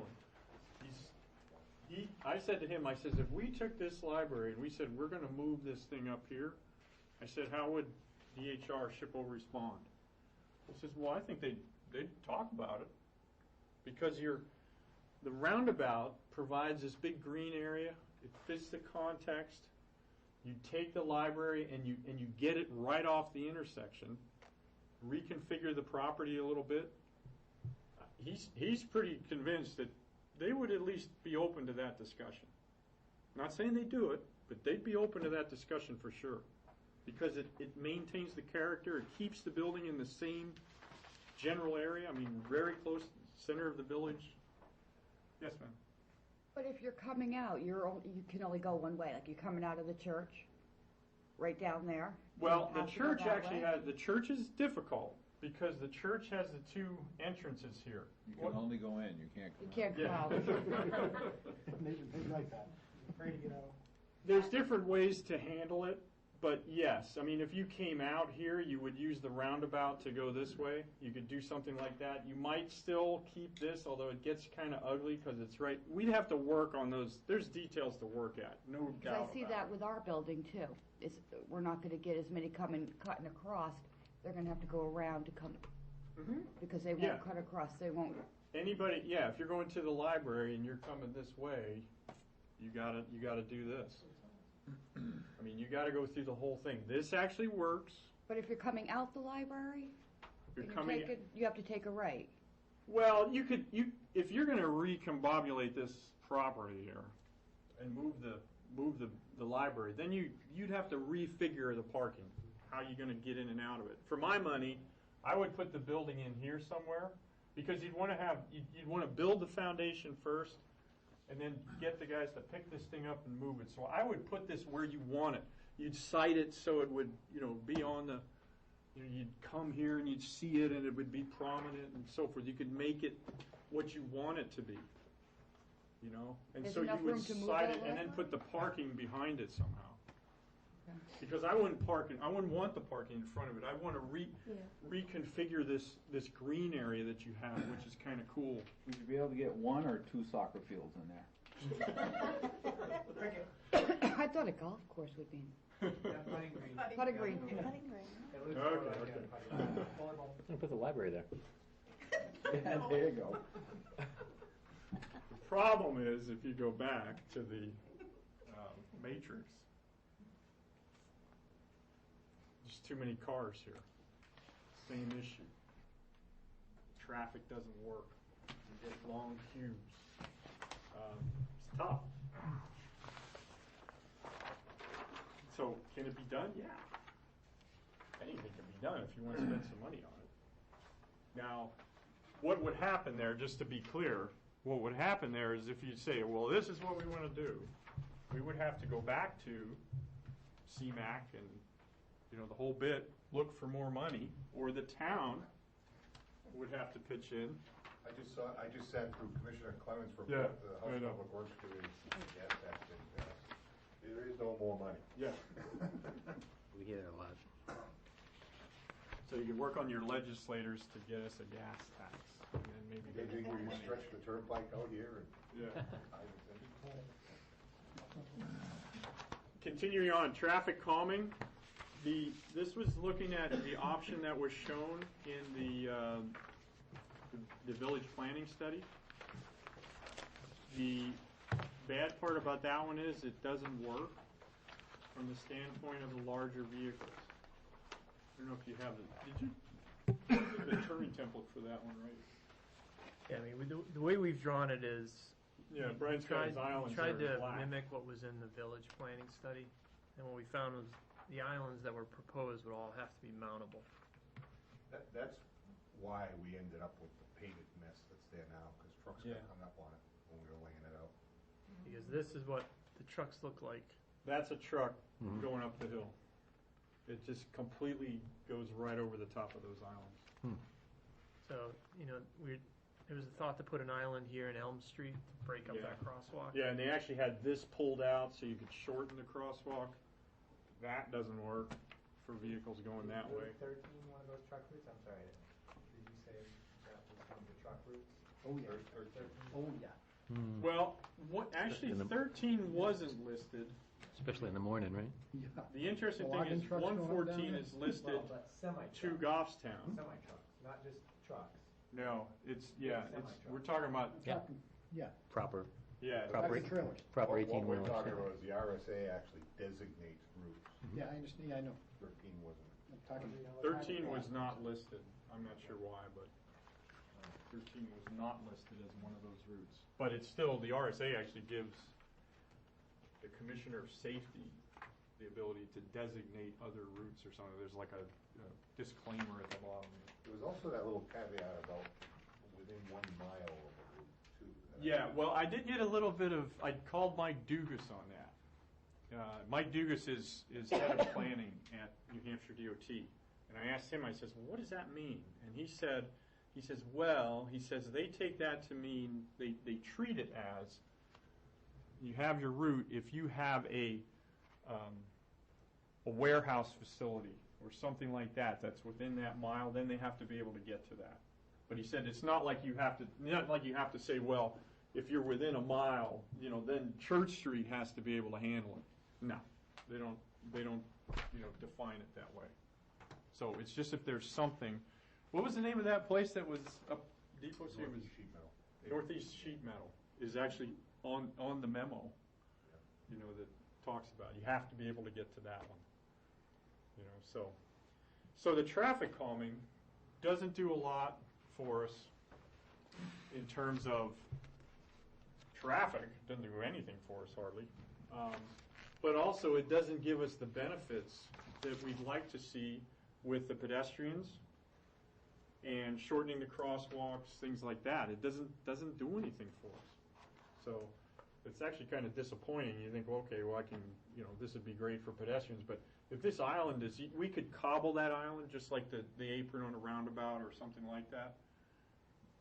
Is that enough refuge? It'd be better than paint that's out there now, but is it what we want? No. So a little bit disappointing on that one. Go back to the matrix. Minis next. Yeah, mini roundabouts. As I said, I think I talked about this a little bit last time. Minis, I like the minis. Not sure it's the answer here. There are no minis in New England that I know of. This works reasonably well, but it's still not too many cars again. It's just too many cars. What I think the minis would do is it would minimize impacts. That's one of the big benefits. It minimizes impacts to the library, to the other historic buildings, to the common. And it would define what goes on out there now. What happens out there now? I come down the hill and I either race to get out here or somebody gives me a break. What happens over here for these left turners, especially in the morning, is somebody gives them a break. Or the crossing guard comes out here and gives them a break. When the school buses come out of here at like 8:30 or so, for the elementary school, they don't go unless the crossing guard gets out there and lets them go. What the minis would do is they work just like any other roundabout, yield on entry, large vehicles, and I think you got the auto turn for that one. I sure that we have the bus. They're right, the bus. Yeah. This is the bus, school bus. Basically, you make the circles, this one would probably refine a little bit, but you would make the circles so that the bus would not track over the mountable area. The mountable, this is all mountable. Minis do not contain any green area or anything like that. That whole thing is mountable. It's like a dome. It just rises up a little bit more than the rest of the pavement. Not a lot, 4 inches maybe, But you would see it. It would be cobbled. You'd feel it. So, you know where they got those, Mike? What's that? Downtown Lawrence, Massachusetts. Oh, they have one? Well, it's now signalized intersections, so people just drive right over it. But they, at one time, it looks to me like they had those. Maryland has a few minis. They're prevalent in Britain. Australia has some, but they tend to have more room, so they don't do a lot of them, but I've seen them over there. Some minis that you see overseas are actually just a dot of paint. And I've seen videos of them, and people just kind of run right over them, and some people go around the little paint, and some don't. They just go right across it. That's not too encouraging. What's that? That's not too encouraging. I know. With these here, what you'll see, what I've seen with the ones where they actually have the dome and everything, is you'll see the trucks will go over it. That's the whole idea. Large trucks, they don't follow this, they just boom right over the thing. But to Collis's point that he's seeing issues at Wallace Road with its small size in comparison to larger would be better, this is even smaller. Right, it is.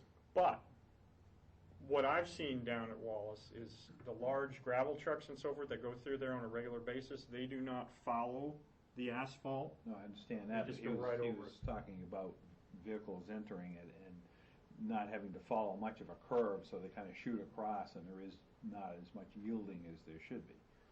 Yeah, yes and no. It depends who it is. They're, like I say, a larger vehicle. I've even seen larger pickup trucks. Pickup truck drivers tend to not want to turn the wheel too sometimes. So they go over the thing. But again, this has a lip on it, and it's rough. So that's the whole idea.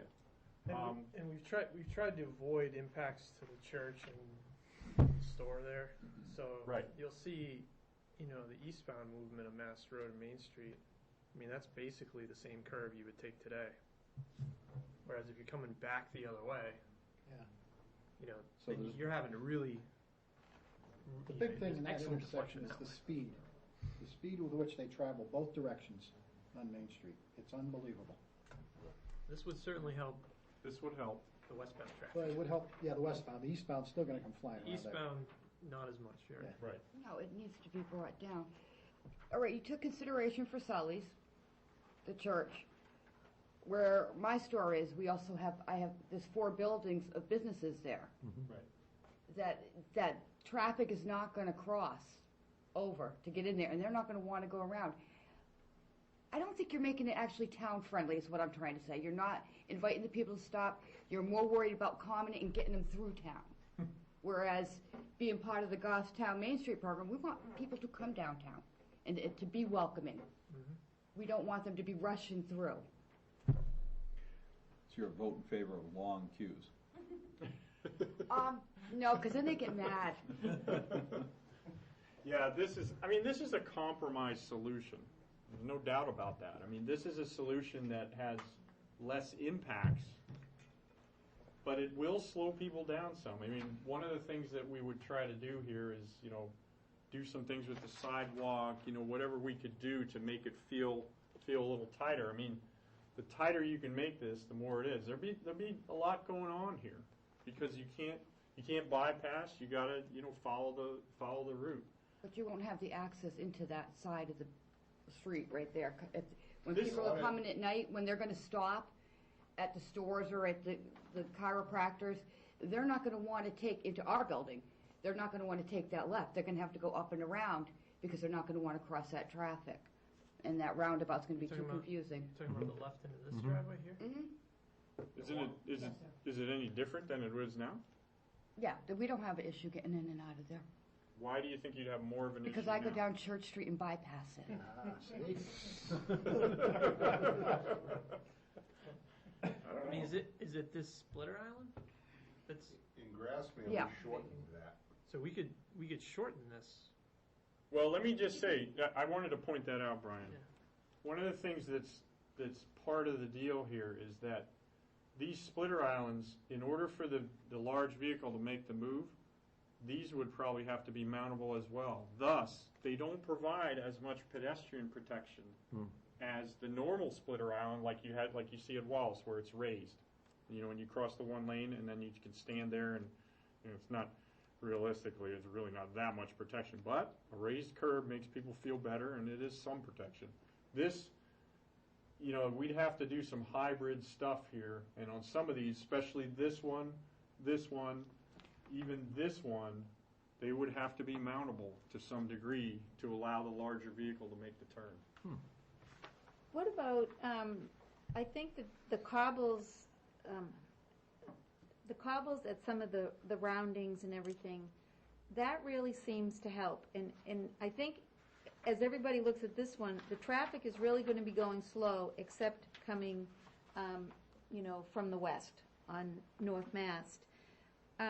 What about putting a rumble strip of cobbles so that you're getting that and it's flat, or even if those those islands, instead of being mounded, were cobbles, so that everybody would feel that. It would be a different texture, they could see it in everything. You could get over it, you could plow over it, but it's that, for trucks and vehicles, it's that different texture, just like on the highways. I better slow down. Well, you could texture the crosswalk. I'm not a big fan of rumble strip kind of things. I'm not sure how effective they are sometimes. They do give an indication to the driver that things are changing. I think I would be more inclined to pinch this up a little bit through here, Right. Have curbing, I mean, there's no indicator as you come in here. One of the great things about the Wallace Road roundabout is it's an attitude adjuster at the end of town, not the end of town, but basically the character of the road changes right there, okay? And once you get past that point, now it's curved, there's houses, everything, before that you're kind of coming from the ball fields and the rec building and things like that. The character of the road changes there. And I've been amazed, to be honest with you, because I lived here before they put it in, and people used to come flying in there about 40 miles an hour, and they didn't really slow down until they got to the curve or the gas station, right in that area where the retaining wall is, and so that's where they started to slow down. There's no attitude adjustment on this stretch, none. And so you coming into town, you see the 30-mile-an-hour sign, and you say, oh, okay, I got to slow down sometime, but maybe not right now. So, Mike, just something worth pointing out is that village plan. We also had all those discussions, which we're not looking at today because we're looking at the intersection. But when North Mass gets reconstructed, we have some ideas how to make that a less speedway through town, alternate side parking, or turn it more into a entryway into town. Right. The village plan did have a lot. The intent was to put curbing in, things like that, to make it traffic calming devices, basically.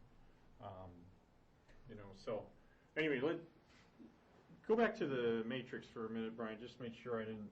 Just trying to think if I missed something. You'd lose some parking.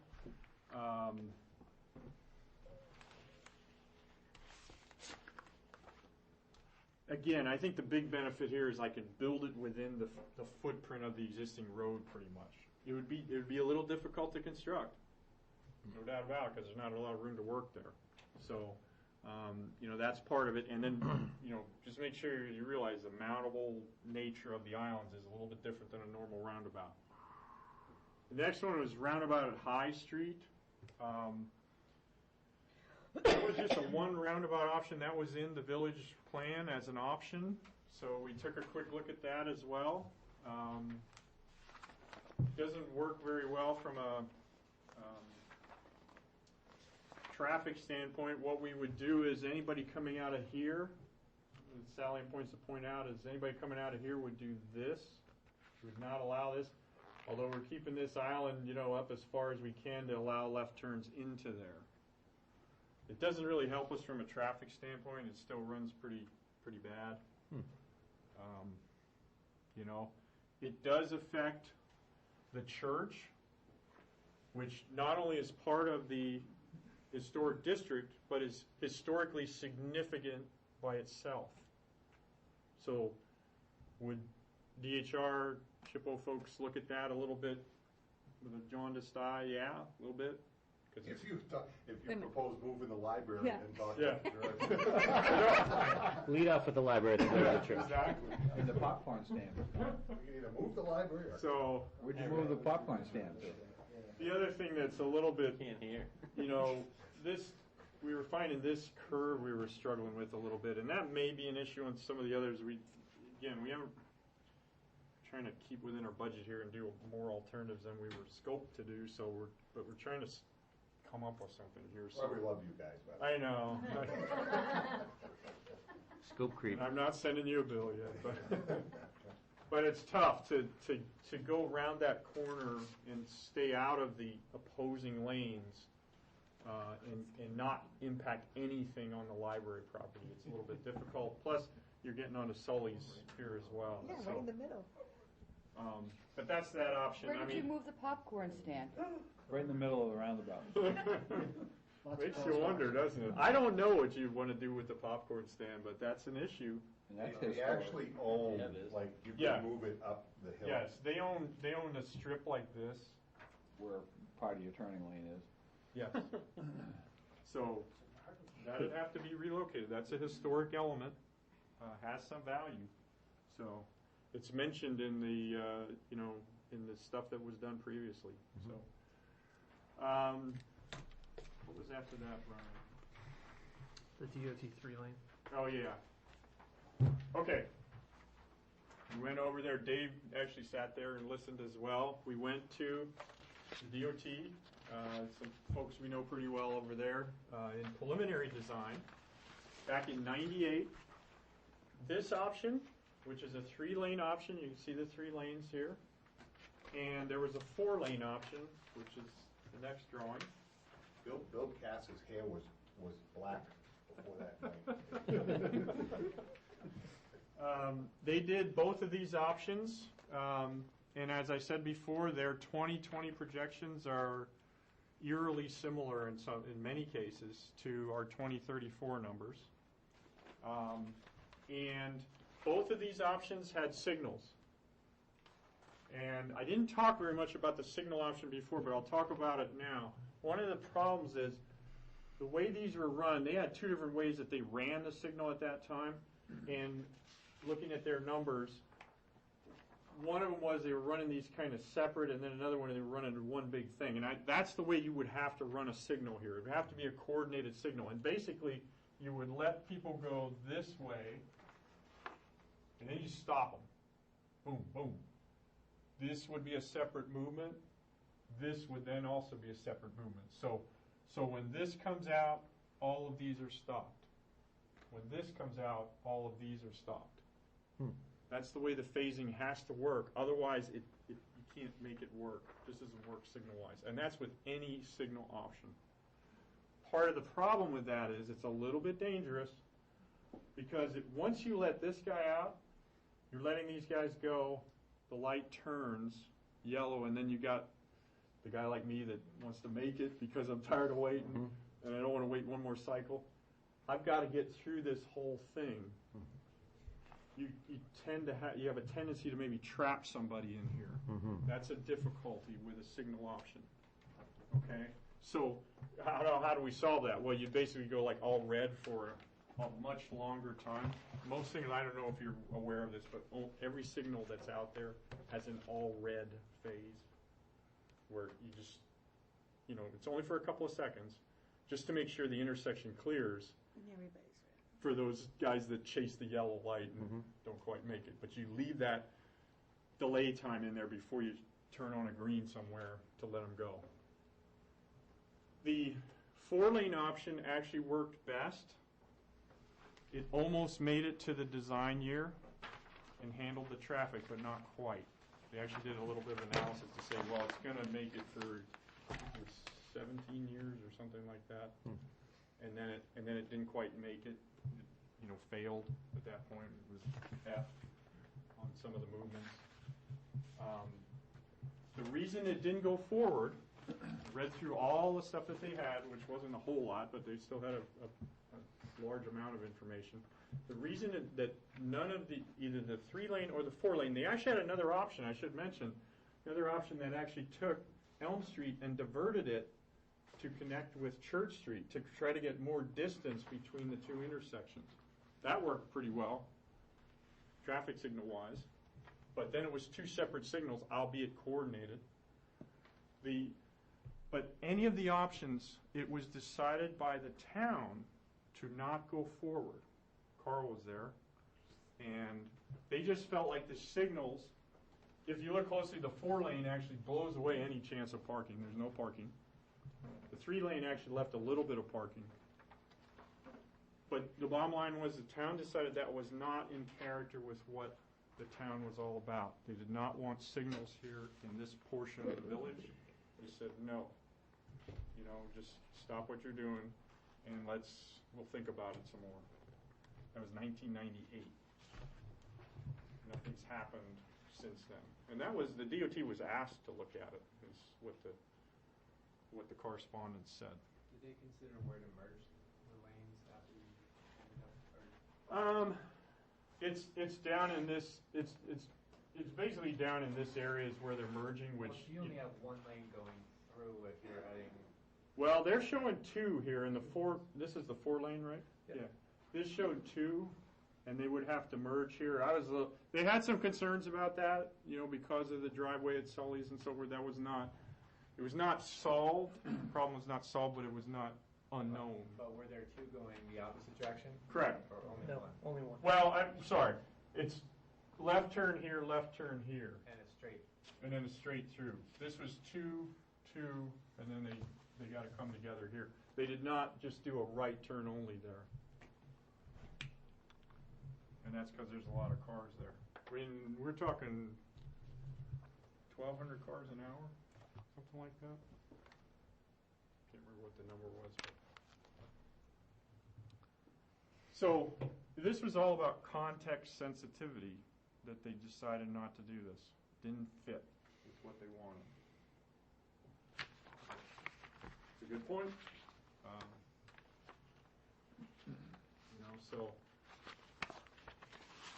So that's all the options. Are there other options? Yes. We could do, there is some room, more room here to do a 2-lane roundabout on some of the movements and allow the traffic to merge together. You know, would that give you something that works? You know, that we get a good level of service? Yeah. Again, the signal worked pretty well. I mean, we did not try to model this. Again, we looked at the numbers, and you know, the software they were using then was a little bit different, but it's still a reasonable number, and I've shown something on the chart. You know, if you wanted to go this way, you could do it, but I still think, you know, you got the issue of is traffic signals okay in the village. Another tough one. The bottom line is, maybe I just, you know, I'll just say for the record, there are too many vehicles going through Goffstown. Too many vehicles for simple solutions to work. And it's like, I don't know, maybe we should have just known that. I mean, it's pretty obvious, I guess. Why were they so against signals? Is it just, you know, because of the cost year round, or? Well, something like that one, you lose so much parking along there, it would be pretty devastating to downtown. And I can tell you, I have never seen this room more full since that night. Larry, you were probably here that night. Yeah. This was packed chairs like this all the way to the back, not a seat available. I was standing against the wall where all the department heads. I've never seen that many people in this room since. And there was nobody in favor. But it's a character thing, right? Context. Well, in this case, it's both. It's a character thing, and just the impact is tremendous on so many pieces of property there, as well as the character of the town and the ability of the town to continue to do what a village is supposed to do. Yeah, I mean, there's a letter, you know, that was written from the select board. You know, the chair of the select board wrote the letter to DOT saying, you know, we can't do this. There's no support for it. Please, you know, thanks for your help and assistance, and we'll just have to think about what else we want to do. So I think to answer your question, it's a I don't know. Signals are more of an urban, you know, makes it feel like a city as opposed to a village. And I think that's part of the character issue. I think Larry's right that the parking issue is certainly an issue here. You know, there's definitely no room for parking. The options that they did, you know, these purple lines are the sidewalks. There's small little shoulders here. So what they did was they tried to minimize it some. The other option that you saw, maybe go back to that for a second, Brian. This orange stuff here is a bike shoulder. 5-foot bike shoulder.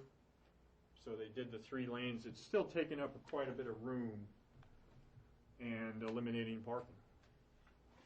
But it's a DOT design. Now, again, this was preliminary. They weren't trying to get down to the nitty-gritty, but they tried to lay it out. I mean, the guy that did this, John Butler was involved, and I know him. He's still there, so he had a little bit of insight into what they did and what the thought process was. I think those guys were trying to move cars and find out what is it that works.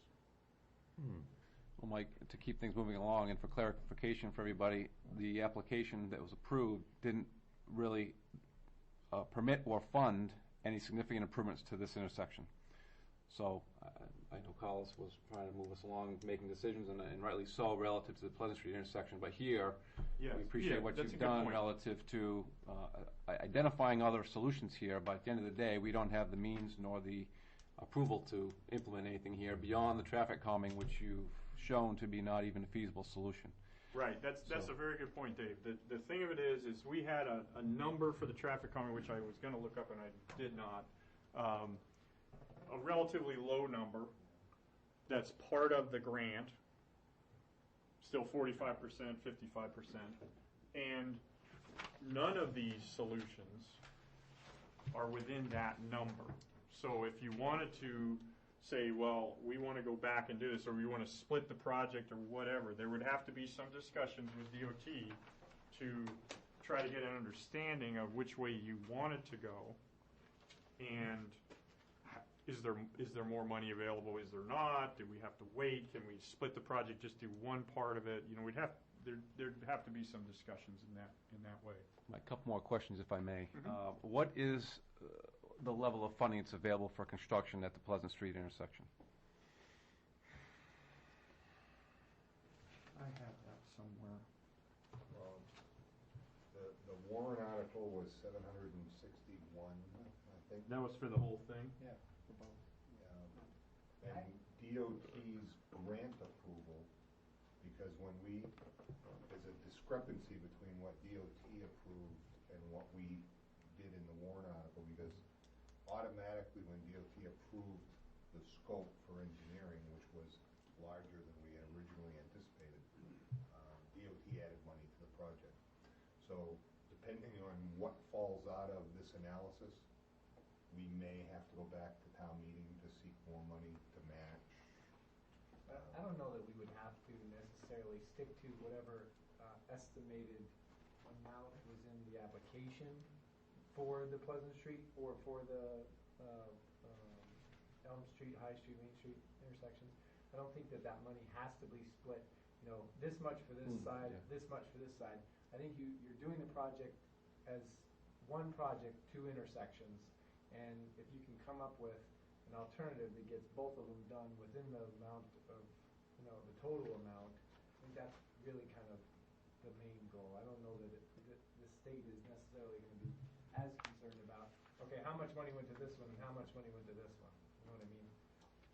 I can tell you historically at the Gassett hearings, the Elm Street, High Street, Main Street intersection was questionable as to why that's in a CMAQ application. And as a matter of fact, Ray Burton was chairing that, even pulled me out in the hall and asked whether we would split and break that off. And my charge at the time from the Board of Selectmen was, oh no, we're doing that one. We're doing something there. So we really kind of pushed to keep it together, even though nobody was really crazy about it in a CMAQ context. But in that light, I would also say that if whatever we do in that intersection should still further the goal of congestion mitigation and air quality. Obviously, that was kind of the goal of doing the traffic calming measures to try to help improve whatever we could, whether it be for pedestrians only or whatever. We still need to have that as kind of the main goal as we move forward, not necessarily.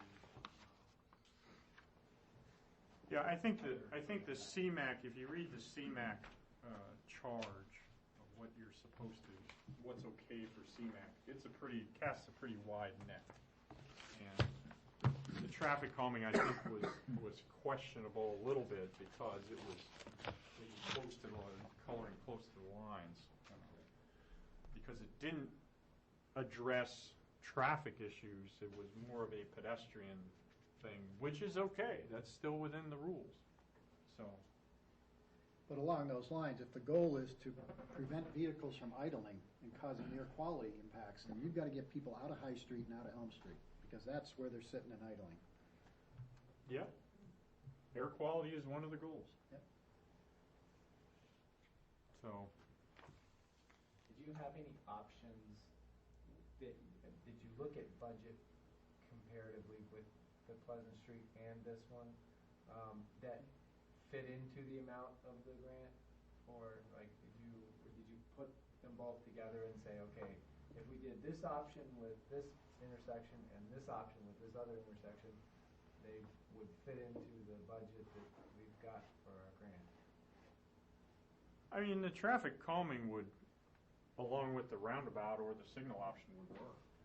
I mean, I think those would still be within the dollars. I think once you start getting beyond the traffic calming, one of the signal options, at High and Elm Street, it's questionable. The pavement isn't as bad condition there, so we could maybe skimp and save on, you just kind of mill it off and do an overlay.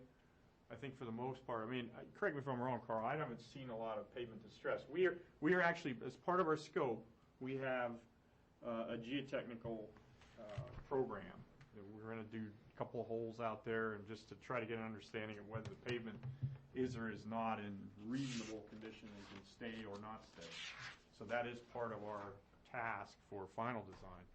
At this point, we don't know that, but when we did the traffic calming, I'm pretty sure we overlaid that whole intersection. right, and that's Doesn't look as bad. And right. It's not the pavement that's the problem there. It's That would be the minimum that we would do at any of these locations. Is when we walk away, we want something that looks good, and it's still going to be okay. We don't want to just overlay, junk too.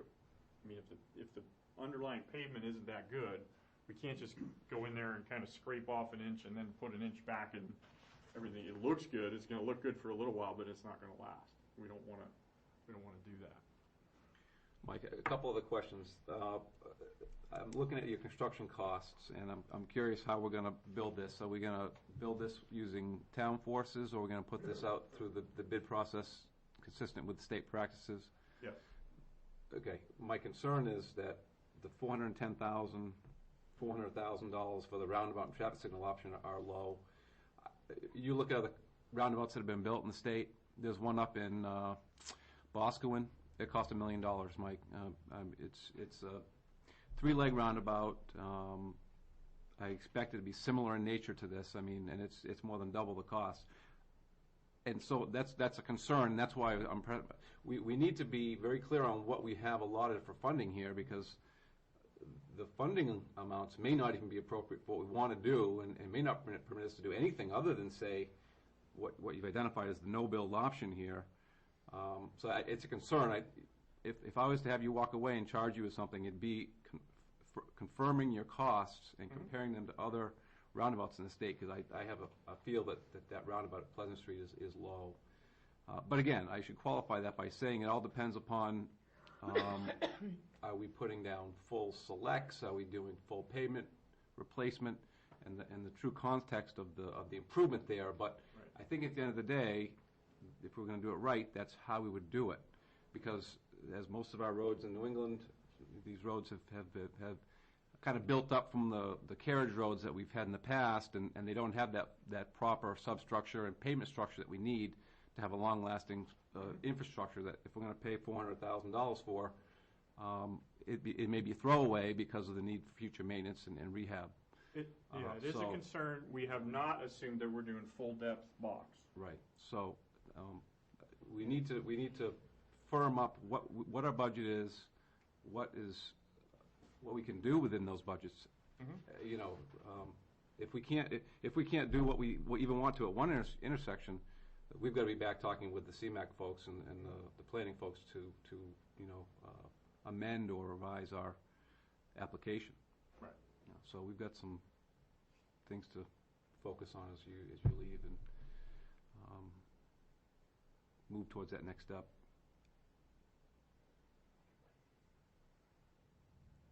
So where do we go? I have one last question, Mike. Yeah, go ahead. We've heard, Carl spoke out, and I concur with him. And I'll give my recommendation as well. But from McFarland Johnson's perspective, I'll focus on the Pleasant Street alternatives. I don't want to hear Mike Long's. I don't want to hear. What is McFarland Johnson's professional recommendation on the improvements at that intersection? Biggest bang for your buck that would address the traffic congestion that we have there, and address all of the problems that were identified on our the first sheet that we have here, the first plan sheet. From your professional McFarland Johnson perspective, which would be the biggest bang for the buck and address all those problems we've noted? Pleasant Street. Yes. Put me on the spot. Huh? If I was, I don't want to qualify it, but I am concerned about the operation of the roundabout. I'm not sure I believe the numbers, but I do believe that a one-lane roundabout is difficult to make it work properly. Now, can we do some things, as Colin said, to make it work a little better? I think that's the case. I would probably build the roundabout. The reason I say that is because, I don't want to overstate it, but I've thought a lot about safety with these things. I don't think we can solve the problems of vehicles going through town with any of the options. I think they're all going to be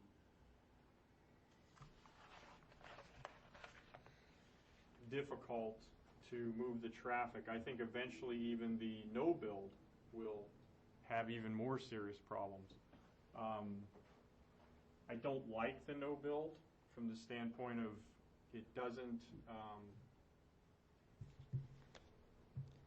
it goes against driver expectation. Although people are used to it. So if I had to choose, and you're asking me for my professional opinion, well, to me they're one and the same thing. I mean, I've had a fair amount of experience with these things, and for me the roundabout is the best way to go. But it's not like I'm way up here with the roundabout and the others are way down here. It's not like that. I'm very close. For me, the safety aspects of the roundabout make it the best choice.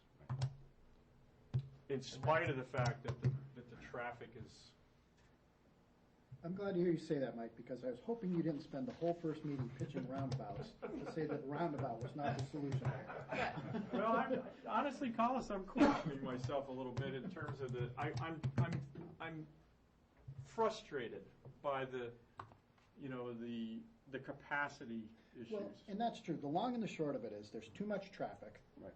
We can't handle it with any solution. Which solution provides the biggest gain? Which gets us closest With to the what we least, want. with the least negative Right, impact. exactly. I just would point out too that this is congestion mitigation, not congestion solving the problem.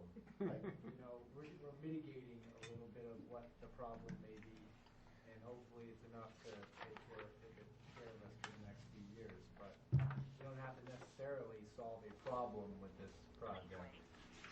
Just a reminder, and it's not directly related to this analysis, but a big part of the discussion with the village plan, when the village plan was done, was what is best for the town of Goffstown? And is it best for the town of Goffstown to move the traffic through, or is it best for the town of Goffstown to provide attractive, safe downtown where people want to be? And when I think of that, I lean more heavily towards the roundabout because of aesthetics and safety and slowing down the cars and not having the signal beeping in people's windows. Because after everybody goes home, I get those calls. Geez, the red light keeps flashing in my window all night, and that's what goes along with that. I don't know, this is a very tough issue in my mind. I mean, there really should be some kind of a main road. Well, that was in the 1960s when they talked I know. about the bypass, and we're way past that. Yeah. Do you have any gut feeling for what the effect of a roundabout at Pleasant Street would have on the current situation at High Street, Elm Street?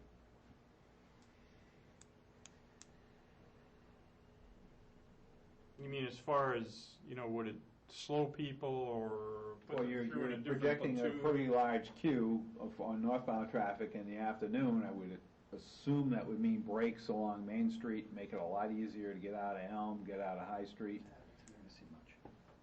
From that standpoint, it might help. The thing is if the roundabout's working properly, then the gaps that are created by the left turners are filled by the left turner. And if everybody's just kind of, like you said, if everybody's aggressive, the people just keep coming. But in reality, by the time you get down to High Street, those gaps are all going to be collapsed. And, I don't think the roundabout's going to have any effect. I would think it'd have a small effect, maybe to answer the question. It might have some, but it'd be minimal. For me, traffic is more affected by what happens when you get to the bridge, and then people are coming and going from the hardware store and so forth and so on. There's always people. I'm always looking. There's people sitting at the bar there. There's all kinds of stuff. And I'm like, my eyes are doing this, trying to come through there. So I don't know. I would think that it would not have that much effect. Might have a little bit.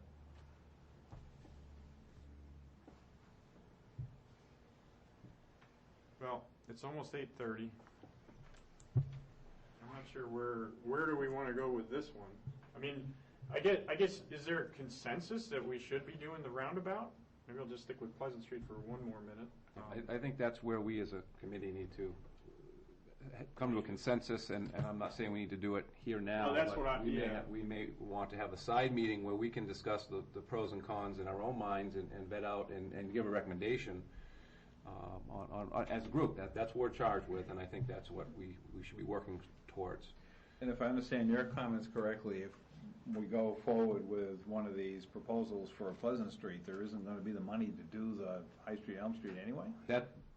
Well, yeah, it's a much smaller amount that's available for High Street, Elm Street compared to the, some of the options here. I mean, obviously, you don't have $1 million. Right. That's what we've got to understand. Why are we even spending so much time talking about that intersection? Again, about High Street, that's right. That's why I wanted to bring the focus back to Pleasant Street, because I think that's where we're going to realize an improvement. That's a way worse intersection, though. Well, no, I understand that, but that's why we need Mike to tell us, and/or Carl, what the parameters that we're, as a committee, bound by, because that will affect our decision-making. You mean financial? Financial. And to some degree, we are bound by what was stated in the application and what was approved. So meaning if we get approved for improvements at Pleasant Street and said, well, we'll investigate something at High, and then we come forward and our recommendation is to do something at High Street and Elm, right? And we say, well, we'll leave Pleasant Street alone. I mean, we can't bend those rules that way. Well, just one thought on that though is when we put this application in, the town had done multiple corridor studies. We had preliminary studies that McFarland Johnson had done in '05. We had the village plan that looked at all of that and made recommendations, and it was a committee very similar to this. Yeah. And the CMAQ process bound us to consider alternatives. Even though we put in an application with very specific, this is what we are asking for the money to do. So I think it's inherent in the process that we're gonna talk about all this. And I personally think that as a committee, what the selectmen have kind of asked us to do is, let's try to solve the problem. As a matter of fact, Dave Pierce came in and made a pretty compelling discussion to be bold, I think was what he said, where, don't be afraid. Now, at the end of the day, whatever recommendation you make, there is that gut check, reality check of, okay, now we've only got this much money. At which point we go back to DOT and we say, okay, is there anything we can do? Yeah. Maybe we can't. But if we came up with something that this committee recommended that we felt solved the problem, it certainly gives the Board of Selectmen the ability to say, oh, okay, maybe we do this in phases and we do this one now and then plan that one later. Yeah, there's a third option in my mind. There's not a do it or don't do it something. The third option is we think we need to go somewhere else here, in that we need to find a way to study it a little better, or whatever, move the process along. It can't happen under this project, but you can still make a recommendation to say, look, this is a problem that's been looking for a solution since, I actually found something that said they were looking at this in the 70s already. Oh, yeah, it's been a long time. They had a warrant, this met signal warrants a long time ago. So, I think that's a third option that's out there, that as a committee you can say, hey, we know that the funding isn't available to do this. The traffic calming option gives us limited ability to do anything. Maybe you still do that. But for a long-term solution, we recommend as a committee that the select board look at this, find a way to solve the problem. I don't think there's anything wrong with that.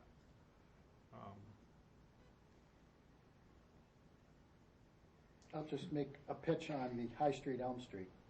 And I agree with Dave. I don't think there's nearly enough money to tackle both of these, because the High Street, Elm Street, Main Street intersection is going to take huge bucks to do something there. Huge, huge bucks, especially if you're going to talk about moving buildings and takings and whatever else you're going to do. So if we look at the traffic calming concept, to me it doesn't do anything. It doesn't get traffic out of High Street any quicker. It doesn't get traffic out of Elm Street any quicker. And it doesn't really slow down traffic on Mast Road any more than what already exists. So maybe we do need to just focus on Pleasant Street and say, you know what, whatever we do at Pleasant Street, make sure we take into consideration at some point down the road, something's going to happen down there, so let's not do something that might have a negative impact on whatever that future plan might be. So maybe this is just the first step in some bigger plan for the downtown area. And maybe there is something, we've shown pretty much the option that was there and kind of, pointed out some of the fallacies in it. I mean, Brian and I have looked at that option a little bit to say, is there something else we could do? I mean, we weren't coming up with a whole lot. One thing is you could do the truck apron thing like we have down at Wallace Road. The problem I have with that is when you do the truck apron thing where you're supposed to put a crosswalk, then you got people walking across the truck apron, and I got some concerns about that, but ADA would have a field day of that. It's one person, well, never mind. So, and we could cobble it and then, make that area smooth with the, the detectable markings, the detection things and all that, but still, you're walking across the truck apron. What do you gain? Yeah. It's just, I don't know. So there might be something else there that we could come up with if we looked at it a little bit harder, but I don't, right now, I don't see it, that there's much we can do there. We could put some crosswalks in there that are more visible, not just paint. You could, put something down, there's paintable asphalt, there's colored asphalt, there's, colored concrete. You could do some things like that to make the crosswalks more visible. And, like that, you could even do some things where you move the crosswalks and put up move it down towards Sully's or something like that. I hate to take them away from the intersection, but you could do that. And put an island in the middle, a mid-block crossing, with an actuated signal. You could do something like that. It doesn't cost a ton of money, but it's something else that you could do.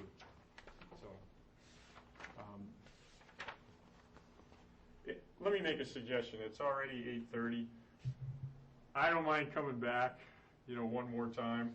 I guess what I would say is, and I don't know when we want to do it, but maybe we give you a day or two or three to stew on this a little bit, and we'll send out an email and say, okay, is there anything out there? Maybe we have one more meeting where you come back and you say, look, here's what we're thinking. In the meantime, you could, if there's any questions that come up, you could ask them as well. We can define a little better, the cost.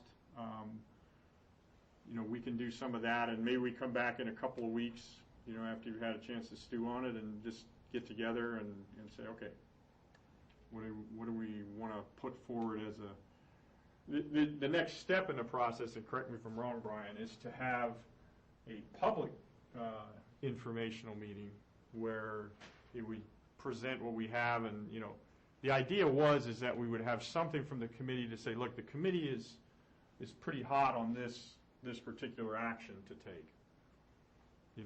How does the rest of the general public feel? And that's kind of the idea.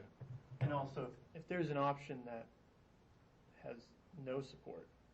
Yes, and good point. And we don't, and so there's no need to present it at the public. Yes. For instance, if nobody is going to entertain the idea of moving a building, then some of these options are non-starters. Right, we have to keep that in mind. We don't want to scare people. That was one of the reasons I said kind of keep some of these under wraps, because I didn't want, oh my God, on the Goffstown paper, that we're going to move. I think it's already there. On TV. So it's just a discussion. So yeah. Mike, from my perspective, you've done a great job at laying out the alternatives. So I think it's incumbent upon our group, our committee, to meet aside from a meeting like this, where we can hash out what is in the best interest from the town of Goffstown and come to terms on a consensus. I don't know that we may come to terms and on a consensus that we recommend, and then we then go to that public informational meeting. We share that, again, so we're being taped and we're being, a lot of the town is seeing what these options are. So I'm trying to move along. I'm trying to make sure we're efficient, and I think that is the next due course for us, to have our group meet aside from this type of a setting, because we keep rehashing the issues, and we know what the issues are. And again, you've done your diligence to share them with us and present those to the public. I think we as a committee need to meet and make that recommendation. But certainly, I think refined construction numbers, design and construction numbers would help, because if we got Or at least more information we got on how. 761 to deal with, and Pleasant Street's going to be 685. Pretty limited on what we can do down at Alman High.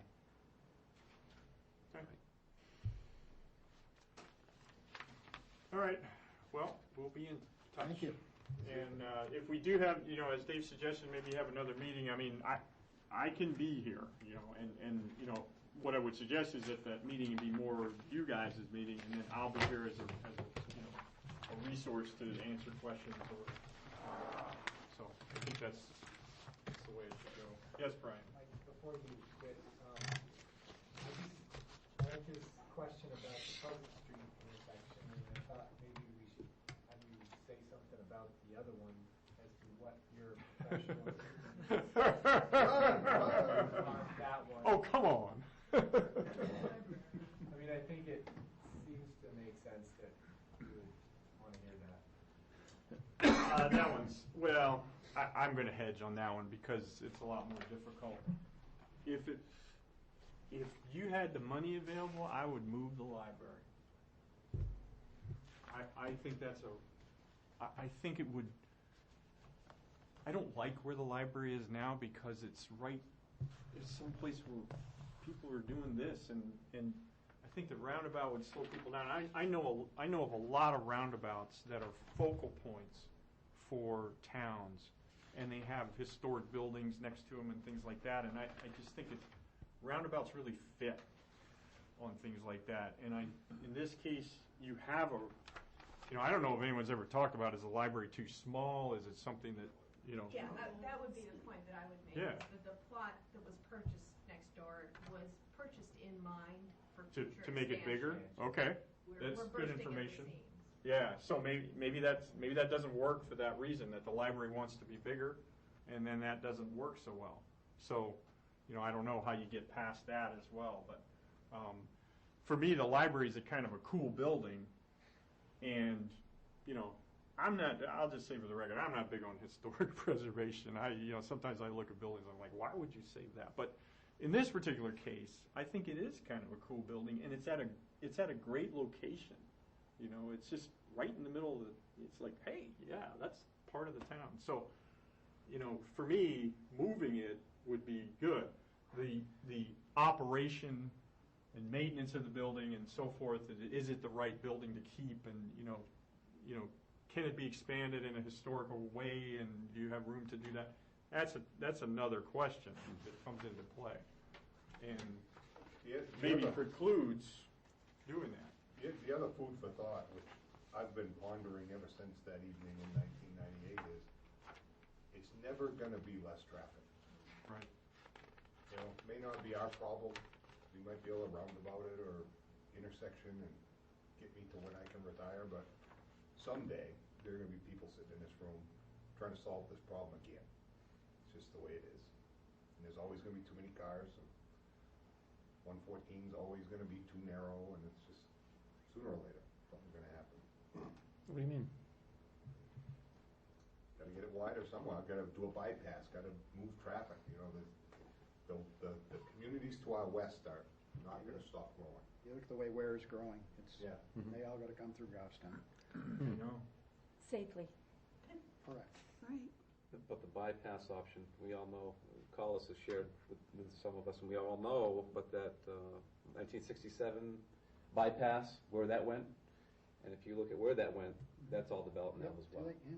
So that window is even shut for us. So what we need to do is go down Pleasant Street and jump across the river up north.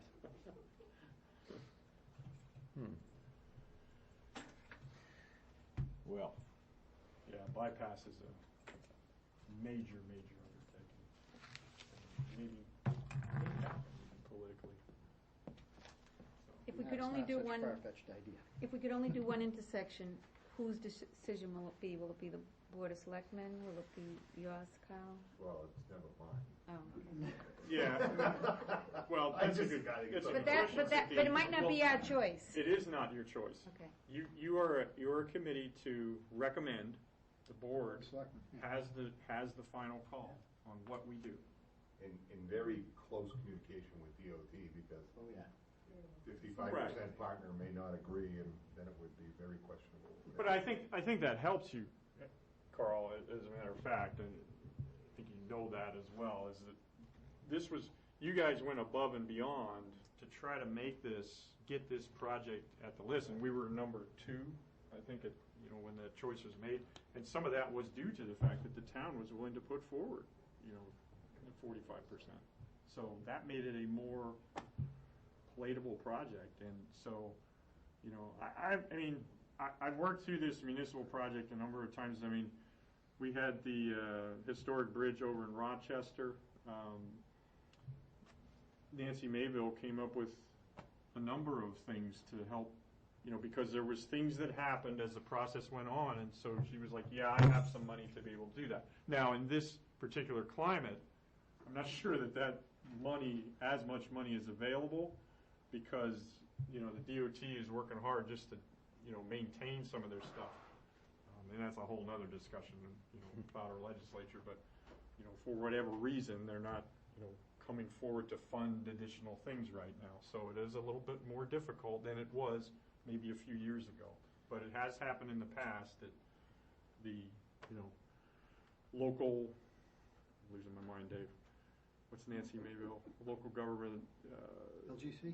No. Local plan. Oh, the regional. Local project? LPA, there you Oh, go. yeah, That's what I'm looking for. The local project stuff. They move money around because some projects don't go forward for whatever reason or delayed, so there's money available, and she moves that around to make things happen. So Is the town portion approved? Does that need it is approved, so it's there, available for use. Doesn't go through ballot process. No. Well, the 761,000, our share of that is approved. Okay, that's where it's going. right, that was the 1-year delay, right? It was Yeah. Yep. The warrant article that passed this past year. decided not to Okay. go forward the Great. first time, and then this time they did. Okay. Thank you. Sorry to keep you so long.